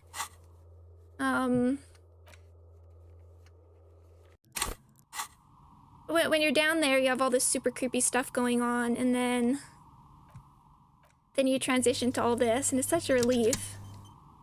So before I finish up, there's a couple things I want to do. Since Lee said there's a dice in this, I think it's worth taking a look at. Interact. Large letters on the front form a title. Wirral. The colorful box is illustrated with bucolic vistas. The cover art also features odd-looking humanoids. Some short, some taller, some with pointy ears, others with ephemeral wings. Oh, thank you so much for Too Lazy to Name. Thank you. Have a good night. Yeah, I will be finishing up soon. Examine the box. Text underneath the title in smaller typeface reads, 3rd edition, Mega Setting Supplements Module. The side panel adds, a sword and sorcery adventure board game with new maps and miniatures.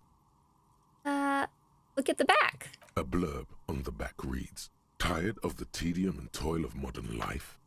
Escape to Wirral.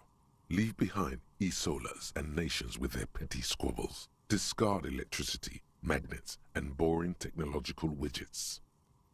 Succumb to a world of high pasternal fantastique. Unleash your imagination and create an adventure of endless possibilities. Discover the terrible secret threatening Wirral. Can your band of adventurers save the world? Yes! We're ready to take on this challenge, aren't we, Kim? Exactly. That's the spirit. All you have to do is read an intricate rulebook, study an assortment of maps, unfold the illustrated game board, and start rolling dice. In no time, you could be romping through grasslands with low-level characters, hunted by Iskala riders, or battling unspeakable monsters in endless dungeons fraught with danger and despair, conjuring up forceful magics to aid your quest. Forceful magics? Don't forget heated arguments escalating to physical confrontation with your friends.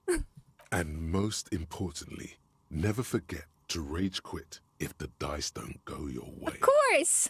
Open the box. You pry open the box. Inside you find a folded up map, a small booklet, a 24-sided die, and a little plastic figurine. Look at the die. It's made from some sort of wood and has been decorated with peculiar plant motifs. You don't know much about dice, but this one looks pretty damn fancy. Take the die. You place the die into your pocket.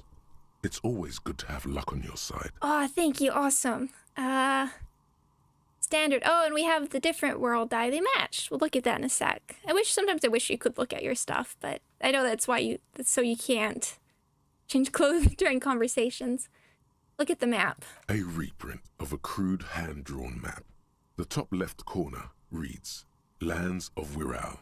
The map features both small villages and mid-sized towns with odd names, in addition to meadows, forests, hills, lakes, and seas, also with odd names. It doesn't seem to correspond with anything you've seen thus far. It's not a very helpful map. He's treating it like it's an actual map of the world. Look at the booklet. A quick guide to the magical races of Wirral. Create your own hero, choosing from any of these completely unique and fantastical backgrounds. The options are in order of importance. The Welkin, the Tweog, the humans, the fairy folk, and the pygmies. I want to hear about the fairy folk, but let's read about the Welkin. The Welkin, tall, lithe, and graceful, with long flowing hair and pointy ears. They're known for being powerful magic users, but can also hold their own in a brawn-driven fight. The Welkin come with a variety of exciting sub-races. High Welkin, Forest Welkin, Lake Welkin, and Snow Welkin. But if you're not feeling experimental, a basic Welkin will always do. Okay, let's read about the Dwarger. A grand race of industrious mountain people. They're short, stout, and muscular, and enjoy digging for gold and other precious minerals. They're also well versed in the art of combat, where they prefer to use axes and hammers. The Tweog also come in a few different sub-races. Hill Tweog, Shield Tweog, and Dark Tweog. Read about the humans. Am I basic? No, I'm a librarian. Read about the humans. They're just humans. What else is there to tell? They're average in all stats, and jacks of all trades. Read about the fairy folk. A very small race of flying people, known for being mischievous, full of trickery. They often lure people into their magical traps. There are no sub-races for the fairies. No sub-races. Read about the pygmies. The least popular of the Wirral races, the pygmies, are short, rotund, and dim-witted. Pygmies live in small villages made of shoddy wooden dwellings. They spend most of their days tilling the earth and smoking their pipes. There are no sub-races for the pygmies. Look at the figurine. You see a man in ragged clothes, wearing a lopsided hat and wielding some sort of a firearm. Huh, interesting. A communard. Doesn't sound very Wirral-like. Okay, good. Yeah, Kim does react to this. It is not. The communards are not a part of the game setting. I guess someone misplaced it during the packaging process. Does this mean we can't play? Or maybe... Okay, does this mean we... I want to ask both these. Does this mean we can't play? I have a feeling the figurines are more there to set the scene than anything else. Take the figurine. You pick the figurine up by the base to meet your gaze. The little plastic man stares back at you, his face contorted into a disturbing shout. Then you pocket it. Close the box. A colorful box with the title. Put the box away. Oh, wow. Okay, so we got another figurine. Cool. We have green set. We have revolutionary. What a nice little figurine. A turn-of-the-century leftist revolutionary in ragged clothes. On his head lies a lopsided hat, seemingly an ushanka. In his hands, he carries a little musket. Cute. All right, we have a task about figurines. Okay, so now I was wondering because it said figurine, so now we have more than one. No, we can't. Yeah, I want to play this game with Kim particularly. I want to know what character he'll build. Does it not let you play D&D? I guess. 9 shivers. Okay, and our dice. This basic 24-sided role-playing die can be used to get results for several dice. It's made of East Semines snakewood and embellished with plant motifs. It reminds you of Plain and Hill Welkins. No, look at the map tab to see which white checks have opened. Will this help us with our ice cream maker?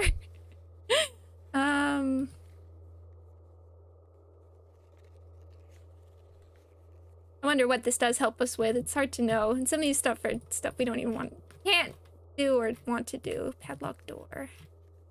Boarded door. Map wall. I wish they took away the ones that you like can't do anymore, like s'more and butter. Mirror. Curious what that leads us to.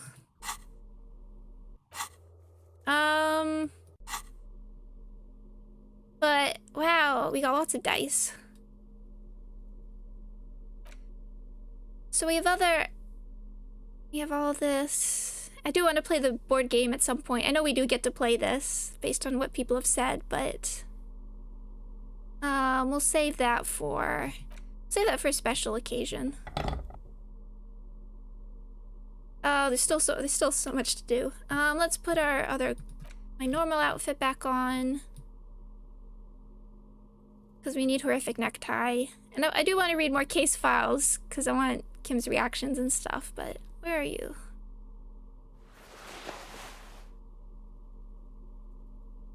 And I like the composure for the moment. Okay. So can we actually equip this? Oh, wow. Oh. Holding the gun feels natural and satisfying. Okay. It's like an extension of your arm, the polished wooden handle almost fusing into your palm. We are wearing gloves, but I think my hand recognizes this. It reminds you of the day you first held it, with fear and respect, hoping you don't have to use it in vain. The sun was out in Jamrock. It was so long ago. Oh no, uh-oh. This is your gun. It's more of a symbol than anything else, because there is always a rational, sensible, reasonable solution to every situation. Sheathe it and know You have the moral high ground. Okay. Yeah, you gotta. Yes, I'm gonna save and finish up now.